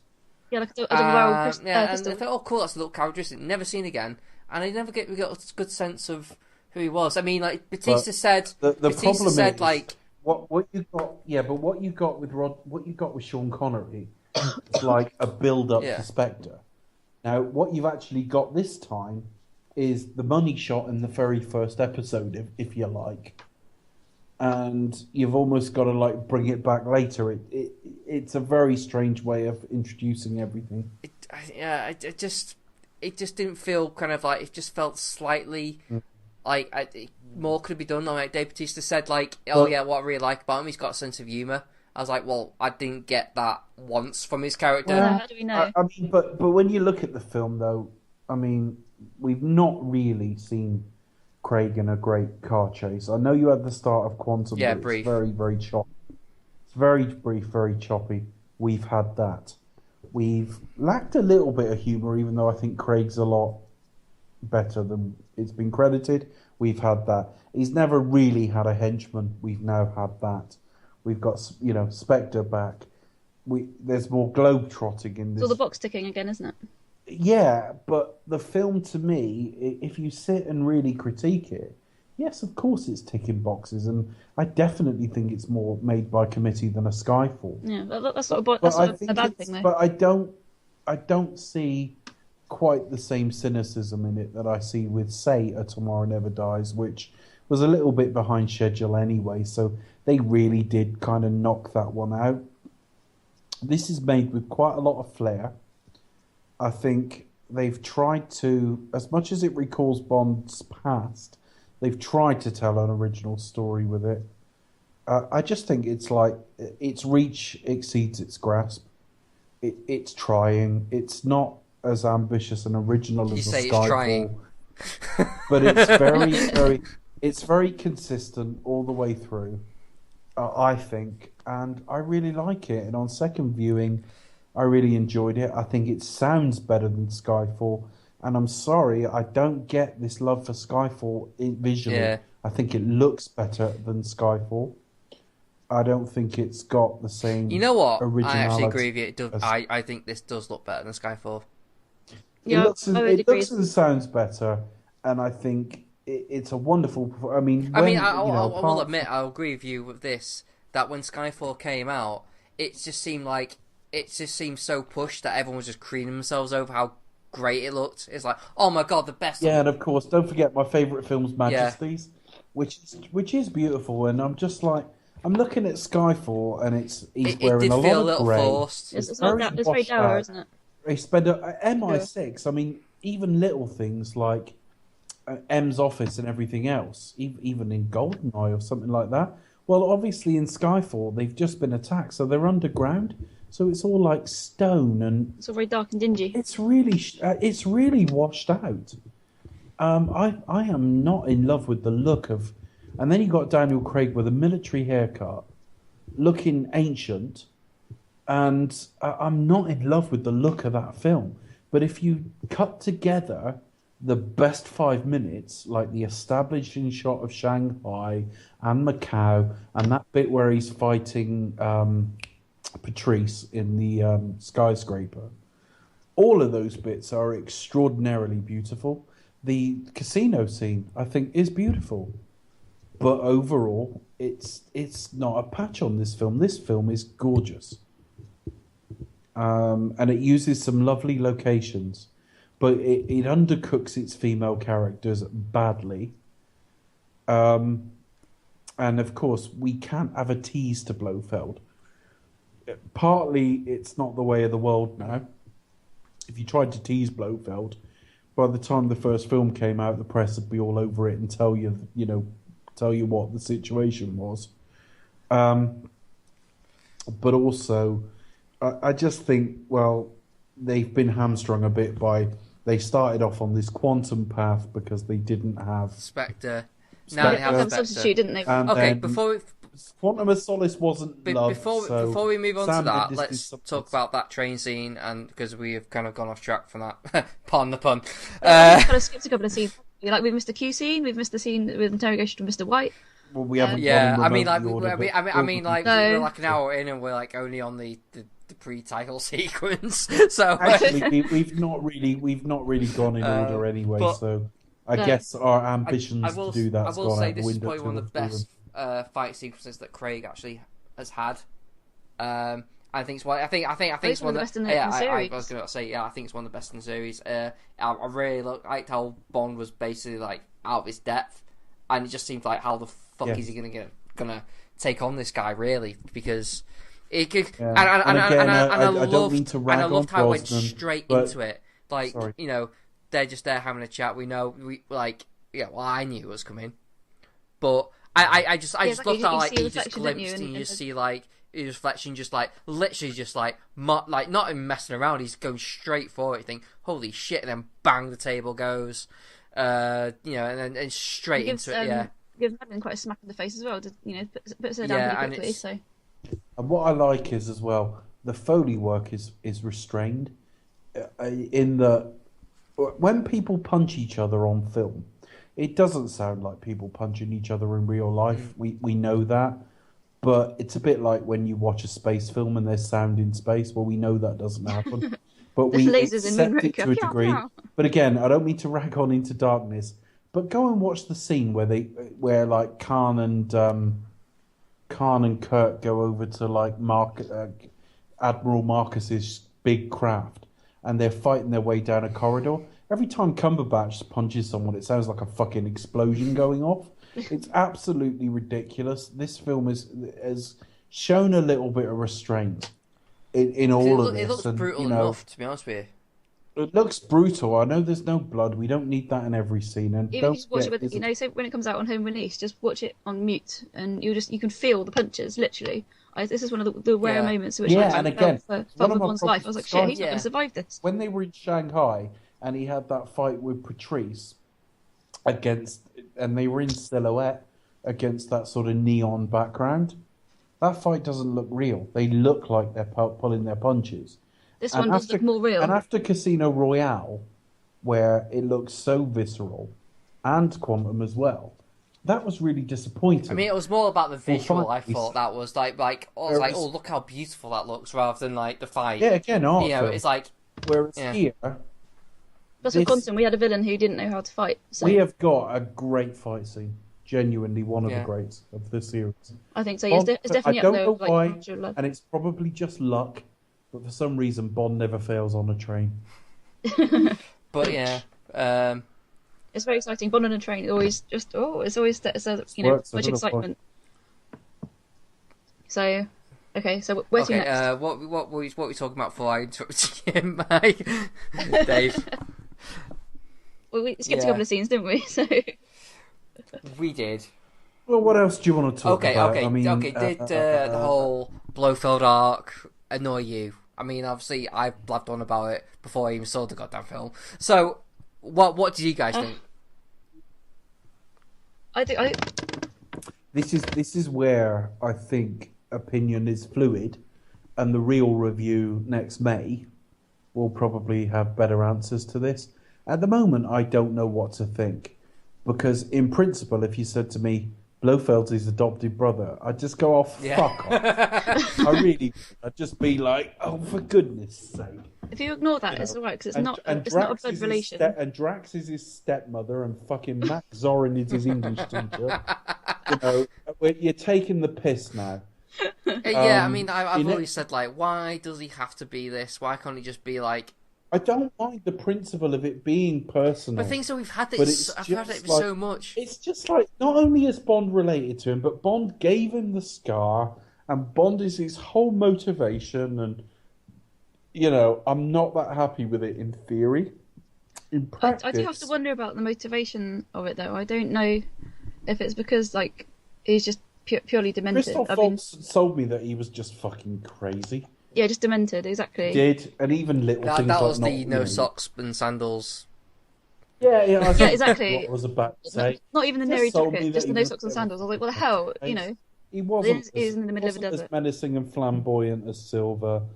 I was actually quite disappointed in the respect that Christoph Waltz should be a home run to be a fantastic Blofeld, and he was. Okay. Yeah, I mean, I will say terrifying. this, and I think I've said it on Twitter.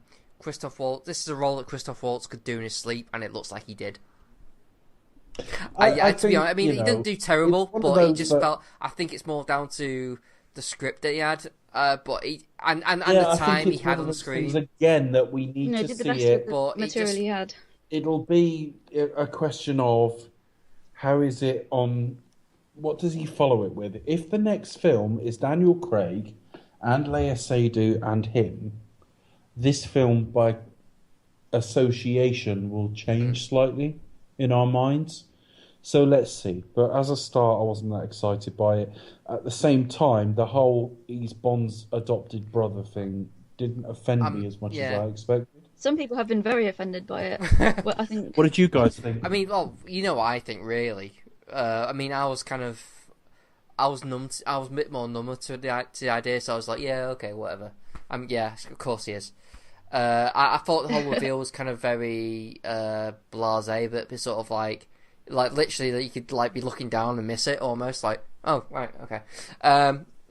Really? Yeah, it's just like because it was done in that torture scene where it's meant to be all kind of like hazy. It just felt, you know, and you see the cat as well. I was like, and again, he never wants. That's the only time you ever see him have a cat. So, by the way, the cat's called Solomon, not Sebastian. Okay. Pardon? The cat's called Solomon, not Sebastian. Oh, okay. But it's just like, if you're gonna do the whole Blofeld with a cat thing, well, let him be like the guy with a cat. Don't just pop in for one scene to go like, oh look, it's Blofeld. Yeah, and plus everyone in the cinema or anyone who's Bond literate is sat there waiting, going like, yeah, it's Blofeld. Yeah, it's Blofeld. Yeah, it's Blofeld. I think, everybody knows that as well. But again, it's very difficult when you're inside the camp pissing out because it's the same with Star Trek, yeah? I mean, the new Star Trek films will cover Star Trek next yeah, we will. Next year. So I don't want to sit and review them now, but one of the things with it is that there's a real tension between appealing to existing Trek fans and trying to draw in as many of the general public as you can. And we're assuming the public get all this. But yeah, I understand. The average teenager who goes to see a film won't watch a film that was made before fucking 1990. But things it won't matter to them. And much less have seen the problem is that thing won't matter to them. So that it's like, to me, it's lose-lose. So you think, so the people, let's just refer to like, let's say, Star Trek Into Darkness, right? The people relevant because it's like it's Khan. Most people don't give it's like a the people who who aren't aware of Khan or Rafa Khan or Space Seed, whatever, are gonna look at that big reveal and go, my name is Khan. Oh right, who's he? Right, why do I care? Right. The people who are gonna know that are gonna be like, who basically who you are appealing to, are gonna go, oh my god, lose their shit. Like, gonna go, yes, we're expecting this because that is not a surprise to us. You know, it's lose. It's like, why build it up to be a plot twist? That's a bit like Terminator Genesis or something. In that you start looking at it and you go, well, who's it aimed at? It's just like it. Because anybody who doesn't know who Blofeld isn't going to care, and a large proportion of the people who do know he is are going to be a bit pissed off. It's the same with Khan. It's the same with Terminator Genesis. Terminator Genesis is written for people who know the first Terminator film, but by definition they're going to be pissed off by it. Yeah. So, though I'm one of the few who actually really enjoyed Terminator Genesis, but yeah. Yeah, because I know. Well, look, okay, you got something out of it, great. Why would I want people to waste their money? The fact is, I hated it. But my only issue the fact is, this film, it's not too on the. Most of it is not too on the nose. It isn't. The whole ring thing bloody confused me. Oh, you know what? Oh, you know what thing that got me, and I will get to the Q bit. But like, you know, in the title sequence where he's having a fight with Sarah.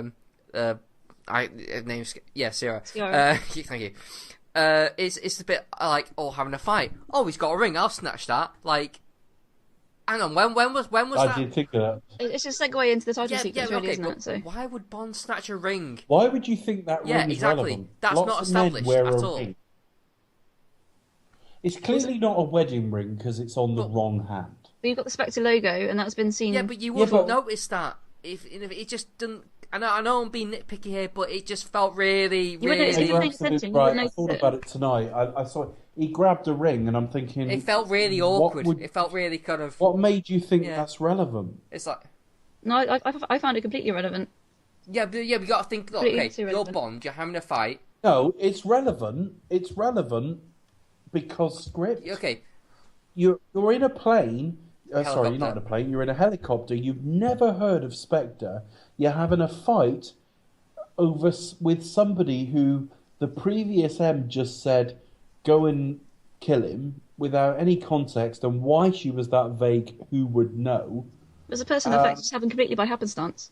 And he sees a ring on his finger and thinks, "I must take that." There's no logical reason for that. That's his way in. That's his lead. Again, there's no. But it's because script. Because exactly. Reasons. That was my issue. Also, the magic scanner that Q had to go. I know. I'll put this ring on the thing. It's gonna. Because plot development. Can any of us honestly say? Because when he first started scanning it, you thought it was fingerprints, and you think, well, if any of us wore a ring for more than a day, we'd wipe off every fingerprint apart from our own. So did everybody wear a ring? Or, and then I thought it was DNA, and I thought, well, is it coded into like the metal? But then it seems to be specific to each part of the actual octopus logo, and you think it's not that clear. Now I'm sure I am absolutely convinced somebody who listens to this podcast got it instantly. And as much as I would normally say, write and tell us, I'd actually say this time, don't bother, because I think... It's bullshit. We genuinely understand that, like, we've missed something.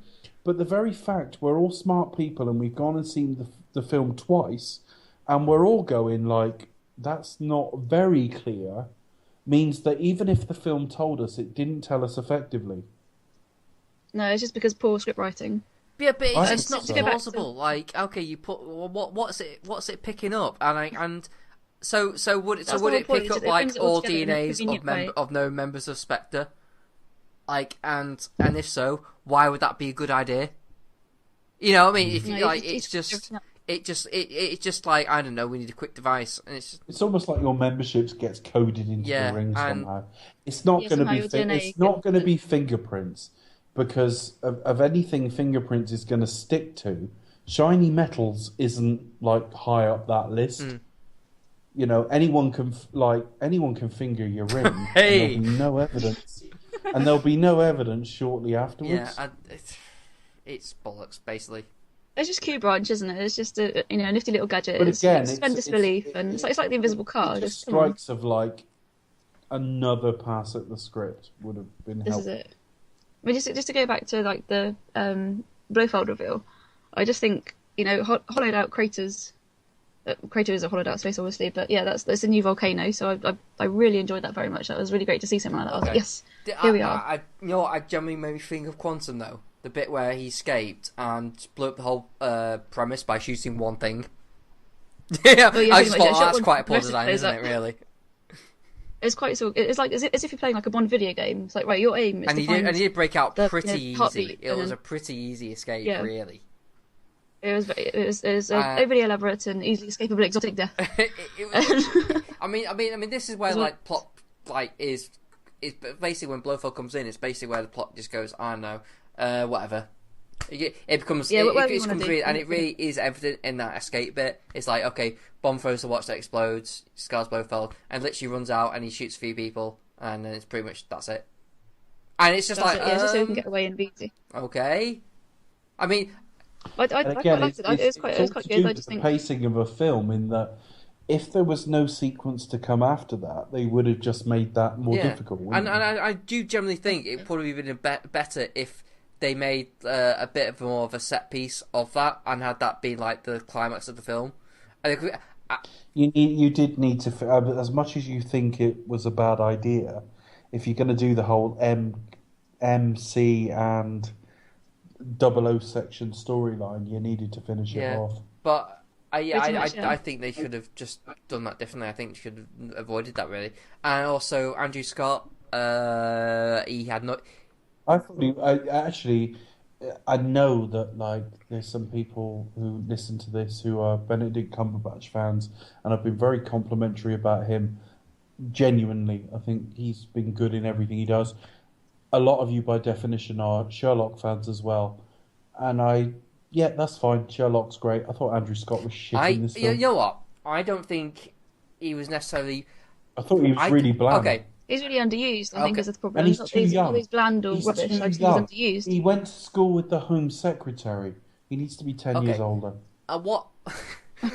Okay. Home Secretary might be quite young. I kind of agree with you. Maybe the Home Secretary works for Spectre. I kind of agree what you're saying, Dave. But I don't really think it was necessarily Andrew Scott. I just don't think he was given anything to do other than act smug.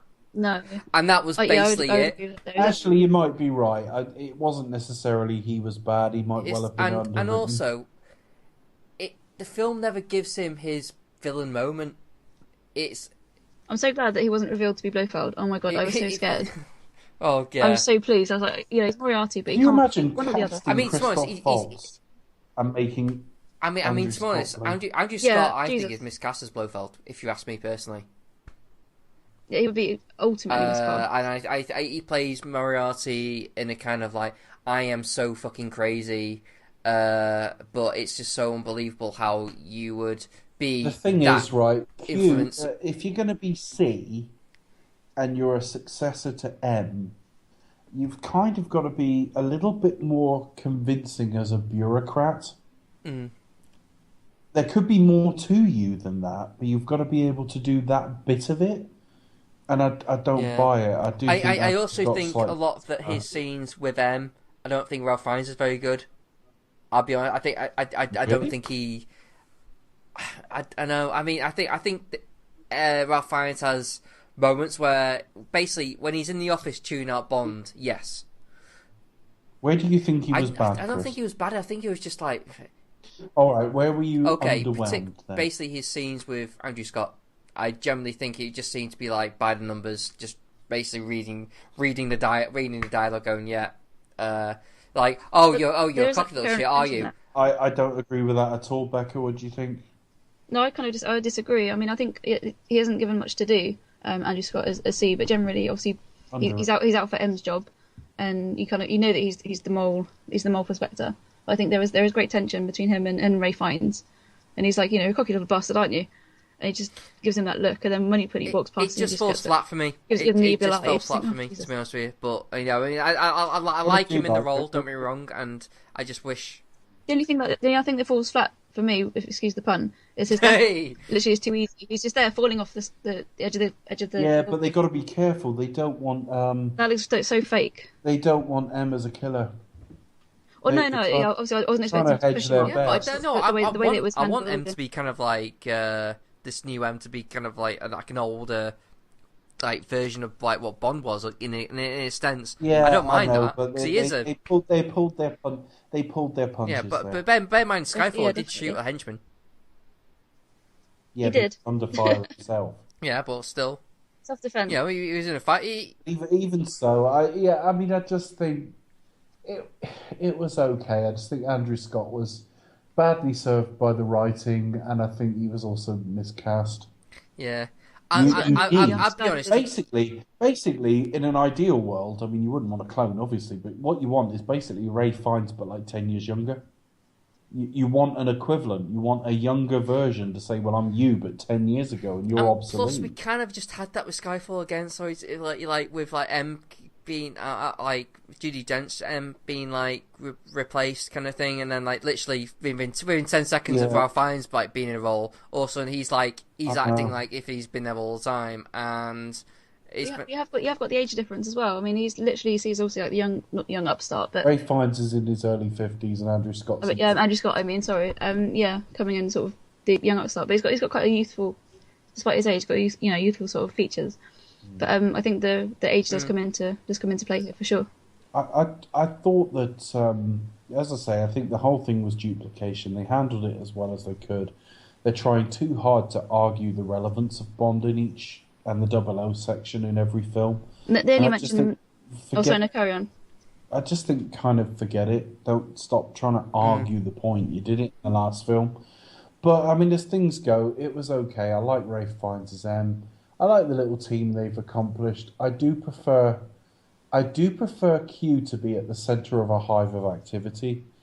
I do like it when we used to go into like Q's lab and there were people working on different things. Yeah, he doesn't have as many minions now, doesn't he? I guess he just seems like an eccentric working in his shed. He's like one or two people. Yeah, one or two sipping people, on and he's just him. Yeah, I did like the slight subversion of the relationship in as much that Q and Bond have normally been Bond busting Q's balls. And in this film, it's a very similar dynamic, but it's Q trying to crack jokes with Bond and not quite. Yeah, there is one joke where he like says he kind of laughs at himself and no one else does, which kind of makes it funny. Yeah, where he says, "I told you to get back in One Piece, not bring back One Piece." No. But actually, the bit I loved was basically where he meets up at the health clinic. And he's like, he's sort of like, my job's in jeopardy because, like, I've got a mortgage and 2 cats to feed. Well, yeah, there's that, and plus also, M wants my balls for Christmas decorations. So it's like, get to the point. Get to the point. I love about Daniel. But I mean, that flipping comments like, don't worry about 007. It's only a free. An earlier version of £3 million was kidnapped, and I'm really glad they didn't go there. What? In an earlier version of the script, Q was kidnapped, whereas he avoided. Yeah, he was, wasn't he? I'm kind of glad that didn't happen. What would have happened then? Yeah, so am I. Just. What point? Well, I'm presuming, because I can't remember now, when he narrowly avoided kidnapping this film, presuming in an earlier version he was kidnapped. Rescued again, and you had to add Bond getting him out of that, and it would have been overstuffed. But yeah. The action's really good. I mean, a lot of this film for me, you can argue about different performances, much like you can with Connery, but we're now 4 films down with Daniel Craig. He's been fantastic every time out, and Jesus, he is a film star in this film. He is just so dominant in every scene. He's the Connery of the generation. When 3 years ago in Skyfall he looked terrible. And, we've got this beautiful Goldie palette, warm colours films with a nice score I really like. It is a greatest hits Bond in that, not in as much as, not like Die Another Day where they're saying, well, let's reference this and let's reference that and let's repeat this, but more that it's a menu of why we love Bond. It's got a really great opening sequence up there with, I think, the best. It's got a lovely score, I think. It's not going to be to everyone's taste because it's not very showy, but it has Bond falling in love. We're not convinced by it, but it does. It has a fight on a train. It has Bond in the white tux. It has Bond in snow. It has a really good car chase sequence in a car that's really grown on me, because when I first saw, we're not car people. That won't change. But when they first unveiled the DB10, I thought, that looks really bland. But in action, I think it looks really cool. Can I just say, I thought the car chase... lovely locations. I just think this film's really... It's never going to be, I don't think, top 3 or 4, because it's not doing enough that's distinct or original, or that other films haven't done better. But if you go into like every Bond film hoping it's going to be the best, well... you're going to be disappointed. But if you go in thinking, well, like, I hope it's at least in the top 10 or top half, that's probably more reasonable. And I think this film probably is. You have to go in with an open mind and an open heart, I think. But any film, you just have to go as open-minded as you can. And certainly for the first half, I mean, I don't think the second half relative to the first is as big a drop off as Skyfall is. But there's no doubt that like the best bits of this film are the first half, like most films in the action. Definitely, you've got the kind of the bizarre. I was grinning for the first half. This just felt like classic Bond, but instead of it being like the Brosnan era, where you were giving a lot of stupid things passes, apart from the fact they seem to have an immaculate wardrobe everywhere they go, most of it hangs together pretty well, and it is we talked about. I think it was Dr. No where I said he's mesmerising here. Yeah. Well, Daniel Craig, I think, is pretty mesmerising here. Yeah, and I think I said in a tweet to you guys the other day, for the first time since I think Goldfinger, a Bond actor looks irreplaceable. Now this is the Goldfinger. You said a couple of times now that Daniel Craig is the film star in this moment. He's the movie star in this film. This is his Goldfinger. He hasn't looked as good. He's reached that pinnacle now. Connery looks at his best in Goldfinger in the suits. And Craig looks his best here, and even wore a knitted tie in this. I noticed. Yeah, I noticed that as well. But it's just that I just think that I don't think it'll be ever his best film, but I almost think it's I almost think it's his personal statement at the end of it. It's almost like his summary. So what was your time as Bond?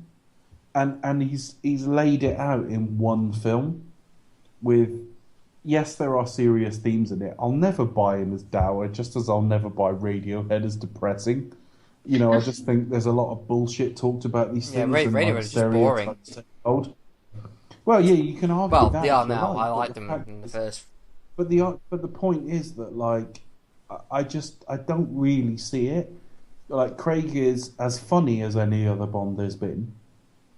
His films have been in a heavier key than, say, Roger Moore. Yeah, I think this is his Spectre is definitely Craig's lightest film. I think so. Yeah, I mean, this is his Spy Who Loved Me, if you like. But I feel the Goldfinger. If anything, I'd say Skyfall's more Goldfinger for Craig. Okay, but I wouldn't say it's camp. It's definitely not as camp as Spy. Yeah, the fact is, what you've got here is. Not that's a bad thing. No actor is irreplaceable. I mean, at one time I really loved Brosnan, and I couldn't believe they replaced him. That's it. Brosnan was the Bond that I grew up with. So yeah, I mean, I don't actually think he's that good now. But the fact is, we are at the point where I watched this tonight, and I'm thinking, where do they go from here? And it's nothing to do with him driving away in the DB5, and you think, well, that's an ending, because they'll find a way to get Bond back, whether it's killing her off or kidnapping her or just pretending he's moved on and it didn't work. Because, I mean, that happened in the books. He got into a relationship and by the next book it didn't work out. Yeah, but you can buy it more in books, I suppose. It's more the performance. I cannot imagine, and I haven't seen since Connery, such a dominant, big screen friendly performance where I think, I can't imagine, you are now James Bond. You are now James Bond. You're not Daniel Craig. You are James Bond for this generation. And I just think I still prefer Casino Royale. And I do miss that grit. I mean, I don't mind the humour being there. In fact, that humour's inevitable. But this feels like this is the most Bondian film he's done. Definitely. He needed to do at least one, because everyone said we want a standard Bond adventure. Well, it's not quite standard, but it's close. The first half is definitely at least like standard Bond. Yeah, it's Bondian. And I'm looking at him thinking, what the fuck are they going to do when he goes? Well, what they'll do is they'll cast somebody else and they'll carry on. It'll be fine, just as it was after Connery left. But for the first time, and this is the biggest compliment I can play in, for the first time since 1964, a Bond actor looks utterly irreplaceable. Definitely. And on that note, I don't know if you've got any more to say about Spectre. I've got plenty more to say, but maybe out because I've got some certain opinions which I'll express afterwards. I'll save them for when we come to do the full review. During our series. So tease us with it a little bit, No, it's just minor editing things and things I forgot to say one thing or another. But yeah, we'll talk about it when we come to do our So full to review. sum up, what do we think of Spectre? Because we've rambled on for like nearly 2 hours about it. I think it's by no means perfect. It hits all the beats. For me, I would rate it 4 out of 5. It's not the best Bond ever, but it's perhaps Daniel Craig's. We've already said this, and we'll stick to it. The review of Spectre we do properly, which won't reference tonight, will come after all of. It will be our last episode. We will finish reviewing all the films, and then we'll do all our wrap-ups and everything else we want to do, and then we will review Spectre. So it's not going to be ranked with everything else. The Bond Girl won't be ranked. Leia Seydoux, Madeline Swan will not be ranked in the Bond Girls episode. Christoph Waltz Blofeld will not be ranked in the villains episode. Oh, yeah, he's your favourite Blofeld, isn't he? It's too early. We cannot. We'll see. Because I certainly know when Skyfall came out, I ranked it a lot higher than I do now. You need to live with these things for a while. Let the dust settle. But I'm just going to give you my first impression. My first impression is that it's bottom of the top 10. My first impression is it's. You know what, I generally prefer it more than Skyfall. Let me clarify. I do think that Skyfall as a film is better. Yes, but as a Bond film, I prefer this. This is way more enjoyable. And it looks better. Everyone else, Roger Deakins is a talented man, and he deserves an Oscar. But for all of you wanking off about Skyfall, just get a life. Skyfall is way better anyway. There are better looking Bond films, and the very next one in the series is one of them. But yeah, I mean, look, as much as I bitched about Spectre, you know, obviously I'm the negative voice on this podcast about it. I did actually enjoy it. The only reason why I'm so negative is because I wanted it to be better than it was. So we go in wanting a masterpiece. Look, like the things that piss me off is because it's the things that sort of stick out on me, because it's like, no, don't do that, because it would have been better if you just hadn't, or if you did it just differently, and that's what really claws at me. It's like, if you just. You know, the fact is, Chris, 7 years into the series, Majesties came out, and it's, to my mind, a masterpiece. It took them very nearly 40 years to come anywhere near it. And, you know, that's out of 25 films. You know, there's a lot of films there now in the series of various qualities with a lot of different talents working on. To go in expecting the film to be the best of the lot, or one of the best of the lot, that's a bit lofty. And I think if you go in hoping that it might be top half or top 10, I think that's more realistic. And I think Spectre, my gut feeling is it's achieved that. And what we've got is not the best Daniel Craig film, but we've got the most James Bond film of the Daniel Craig. And he still looks fantastic. He looks better than he did in Skyfall. The film's beautiful. The Bond girls are beautiful. Daniel Craig gives a massive performance. I actually think... Oh, yeah, I'll do that, dude. I actually think... I don't want to say it yet because he's still James Bond, and I always said I'd never say it during a current Bond's era, but I'd be staggered if he isn't my favourite Bond in 5 years' time. I think what it is... I guess what kind of claws at me the most is I see Casino Royale, and I just, why can't we have at least another one or two at that kind, not necessarily at that standard, but at that kind of tone level. I just felt like they just went like. Don't forget Casino Royale. I know the first half is very different, but you got Fleming to go by. Yeah. And as much as I've got problems with Fleming and the literary James Bond, if you are making an adaptation, you are by definition going to get a lot less of this filmmaking by committee, because it's not an original script. But even Spectre like could go in it. Beyond Spectre the bits in the novel, like literally, like you can book in like the middle section is the book, but particularly the beginning bit, I was like, yes, this is the Bond I fucking want. This is like like the stuff that isn't Fleming. Yeah. I want Martin this. Campbell This is gets this is Bond, like doesn't he? this is the way forward. This is the way I want. And now it's You just know kind of what? felt like it's gone a bit more Brosnan-esque now. And it's like, well, maybe not say Brosnan, but it No, I think that's fair. okay, I'll track that because it is different. It's gone a lot more glossier. Tell you what, if Brosnan had produced a film like this, we'd all be doing it ourselves at the time. Because this is the first one that Daniel Craig produced as well. So it's expectations as well. I mean, I know Goldeneye's got its fans, but I'm sorry, I don't give a shit. Anybody says Brosnan never made anything remotely of this standard. He didn't. But because we've had Casino Royale, and to some people Skyfall, and I understand why, expectations are really high now. So when we get kind of a standard Bond film, albeit incredibly well made, we're like, that's a bit formulaic, isn't it? Well, it's like, well, hang on a minute. We're fans of a series that's formulaic as it comes. I mean, even the Star Trek or Star Wars of this world don't have this degree of formula. They vary far more from episode to episode than the Bond films. Let's just be happy that we got the gun barrel at the beginning. I think we got a very credible Bond film here. I prefer it to Spectre. To Skyfall. I don't think it's a better film than Skyfall. I think Skyfall is, by any objective measure, better. But I had a far, far better time with this film, which means I'll probably rank it ahead. Which means it's sort of 2/3 of the way down the top 10, I think.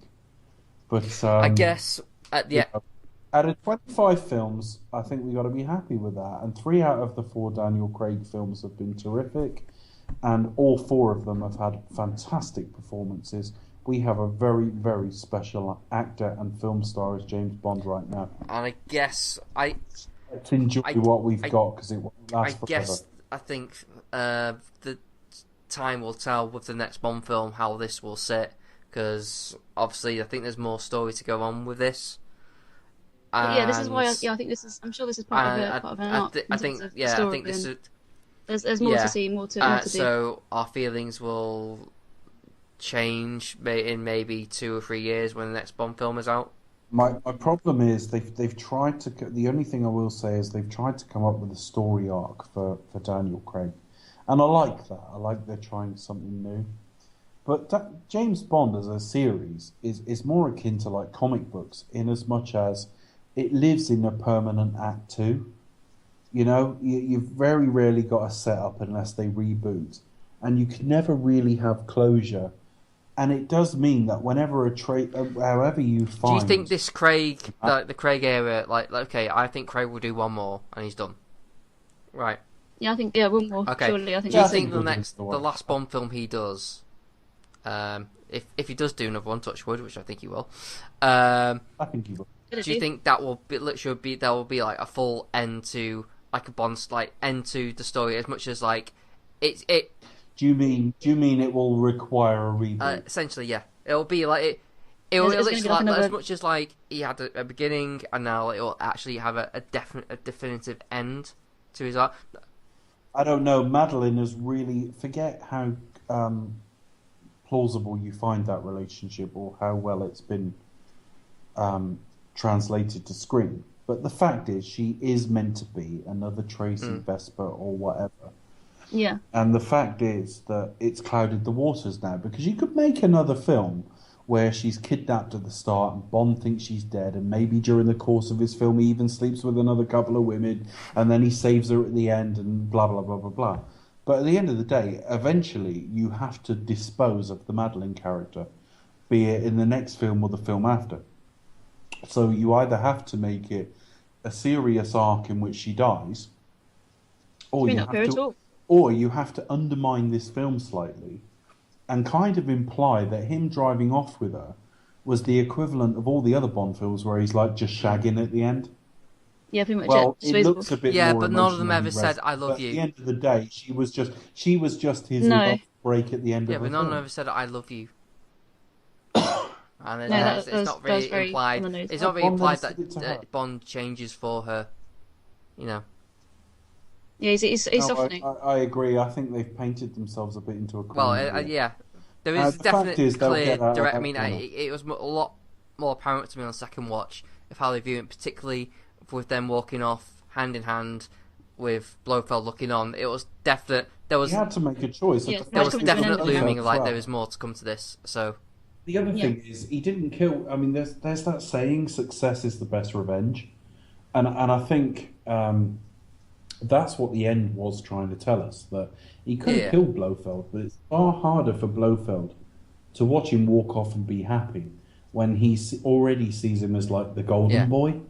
Yeah, that's it, pretty much. So that was no, him getting his I own agree back. it works in that way too, but there was definite there was definite. I felt the looming of there is more to come here. Yeah, there is, but the thing is, Sequel. I just find it is difficult. It is difficult because what are you going to do? Are you either going to you've got three routes, haven't you? You've got the keep Madeline, but Bond thinks she's dead. You've got cast her aside like she was just a love interest at the end of a film, which undermines this film slightly. Or you've got kill her off, and you think, well, that's fine. But that just means that basically any time Bond has any kind of... But the thing is, isn't that Bond? That's who he is. That's his character. His character lives in that. Yeah, but you're basically saying you've got to live in Act 2, that any time he has any emotional resonance with anybody... Yeah, but that's his character, though. That's who he is. Yes, it is, but that's naturally... What I'm trying to say is that's quite predictable. It needs a writer with more imagination than we've got to try and... Is that, that's I don't know, why is we're that not possible? writers. I mean, you kind of like asking for... Like well, maybe that's a maybe very the nature next of film, Bond, you that's live just in the way- some- the way it goes. you want your cake and you want to eat it. It's like you want the best of two worlds. Like, oh, I'll kind of want to stay true to the character, but yeah, I want you to surprise me and do something different. Perhaps which is in the like next film they live in a the two semi-detached will house, conflict with each other. and like when he goes to work in the morning, she says, "Have a good day," and he says, "I'm off out shagging." It's an open relationship. Yeah, how can that work? I don't know. It's very I difficult. can't see one getting married again. I do like. I have to say, having said that, I'd rather they approached it this way, in that throw everything into the film you're doing and worry about the fallout of it later, rather than trying to plan 2 or 3 films ahead, because we've seen that with so many films now, where films... I'm glad they're rebooting Spider-Man, because the whole thing felt like set up for future films. And I don't want that with Bond. I don't want them setting up 4 or 5 down the line, unless it is teasing a villain or something. The fact is, he's driven off with Madeline. At the moment, even the writers or producers don't know how that's going to end. They haven't... I mean, as they sit now, as we record this, I am absolutely convinced there's no plan where they go, they know they're killing off Madeline, or they know they're doing this or that or the other with Madeline. They don't even know if they've got Daniel Craig back next. They've just focused on this film. And I think that's as wise an approach as any. Yeah, I guess. I don't know. I think it's just how you see it. I think there's a degree of...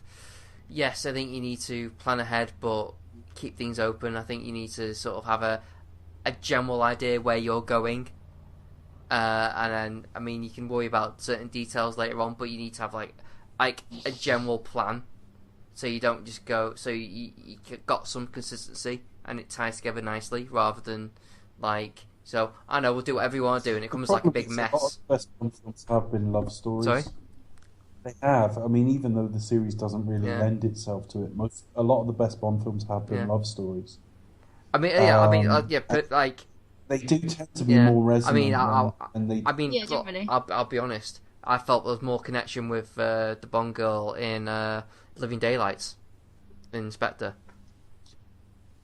I mean, we'll disagree. Okay. No, not strongly, because I actually don't dislike her, but I actually felt more connection between him and Pam Bouvier. Yeah, well, I agree with that as well.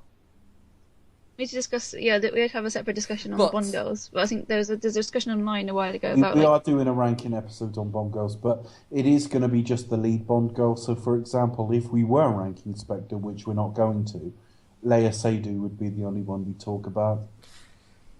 Because otherwise we'll be trying to rank like 50 or 60 women. So we're actually just going to rank one per film, and it'll be the lead Bond girl. but we will talk about them as we go along. And Leia Seydoux had a lot of potential, and I kind of think it was a bit wasted. I think, yeah. She did well though. I mean, like, but the parts where she had to cry was good. I always think, I said this during Majesties. I always think if Bond falls in love, if you buy into the reality of the character and that he could fall in love, it ain't going to be Brigitte Bardot. It will be Diana Rigg. It won't be Pamela Anderson. It will be Eva Green. You know, it will be somebody with a bit more going on behind the eyes. They'll be beautiful, but they'll have something else. And Leia Seydoux is an extremely beautiful woman, but they sold us a character. What they didn't sell us was a connection. The character is fine. I get the idea on paper, but there wasn't enough to build on that. I mean, she suddenly loves him. So, but anyway. So that's Spectre, everyone. But anyway, folks. Yeah. And folks, the key point with this is this may not be what we think in 6 months' time. This is not our Spectre review. This is our Spectre reaction. I could fucking love this in 6 months' time when it's. You might not be so annoyed by it. Well, chances are like this is like going to be the initial review, so like 6 months later, you'll be the things that bother me, will bother me less because I'm used to it. Much like the whole idea of Blofeld being like his stepbrother, you know, I was used to that by the time I was in the cinema screen, so it was like okay, yeah, whatever. You know, I don't think it's a good idea, but whatever, it's done. I'd have actually preferred Mads Mikkelsen. You what? There you go. I just would have done it. I would have loved a redo. When I think about, like, again, when we talk about the original Blofeld run and we say, like, who would we have liked, and I said, like, Christopher Lee, who played a completely different villain in the Bond series. If you said to me, who would you like as, like, Blofeld today, I'd say Mads Mikkelsen. Yeah, that would have been immense. Oh my god, that would have been immense. Yeah, again, he's great. As much as I love Vox, that would have been great. Epic. Yeah. I was speaking to somebody online. I'm really sorry, but I can't remember their name. But they were saying that his argument is basically that Volz was not the real Blofeld. That he might somehow be revealed as like a number 2. That's a load of fucking bollocks. Yeah. If that generally happened, that would just piss me off again. I'll just put for fuck's sake. That'd be very weird. But again, we'll save that for the review. Yeah, he probably thinks 9/11 was done by Bush. Oh, don't get me started on that. Oh. I had a conversation with my friend when I was in New York about that. That is a bell end trying to sound smart. Yeah. And if you listen to this podcast, and he generally believed that because he watched a documentary on it once. I was like, okay.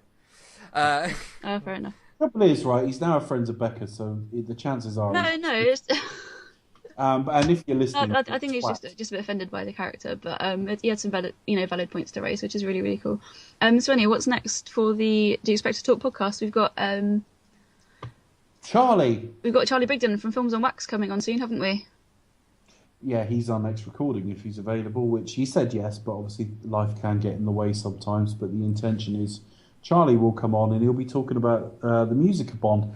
As far as we've got with the reviews, forget tonight, because that was a special podcast, but we've got as far as Diamonds Are Forever, and that's what we're going to cover with Charlie.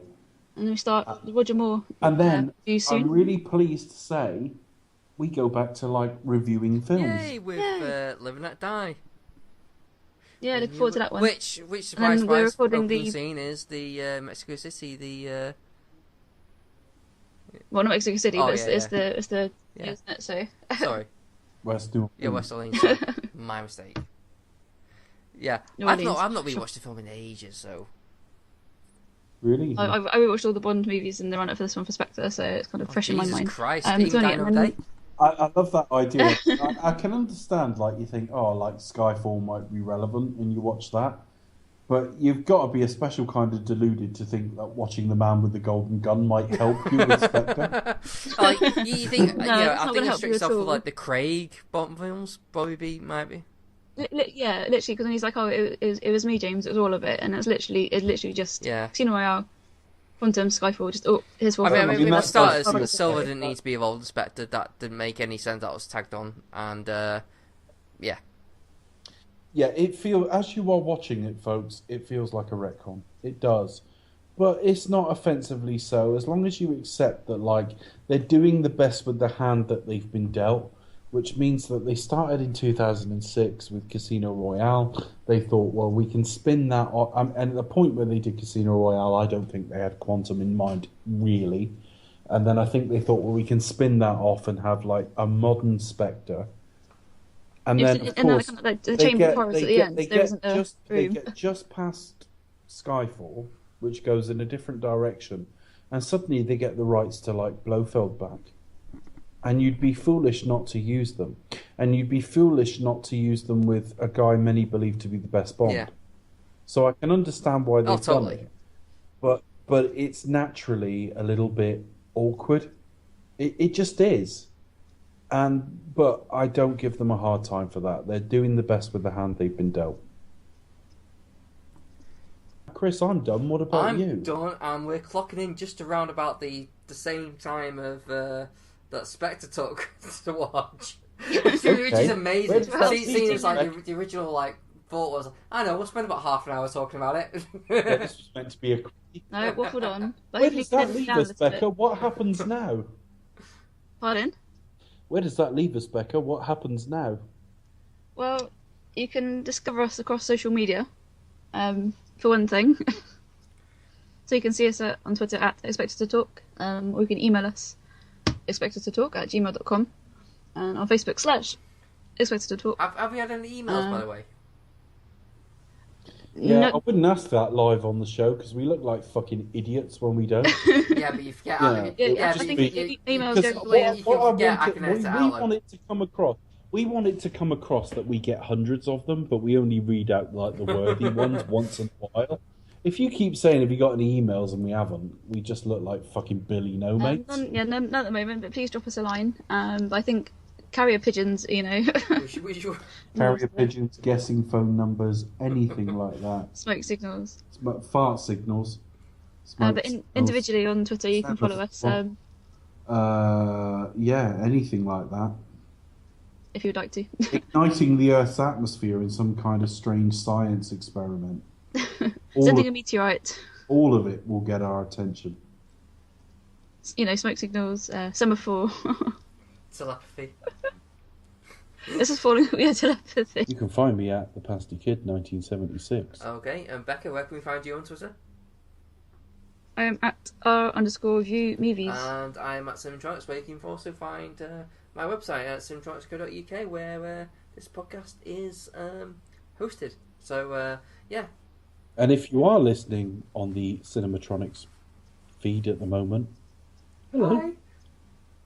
Hi. Hey, this is Dave and Becca, so wave everyone.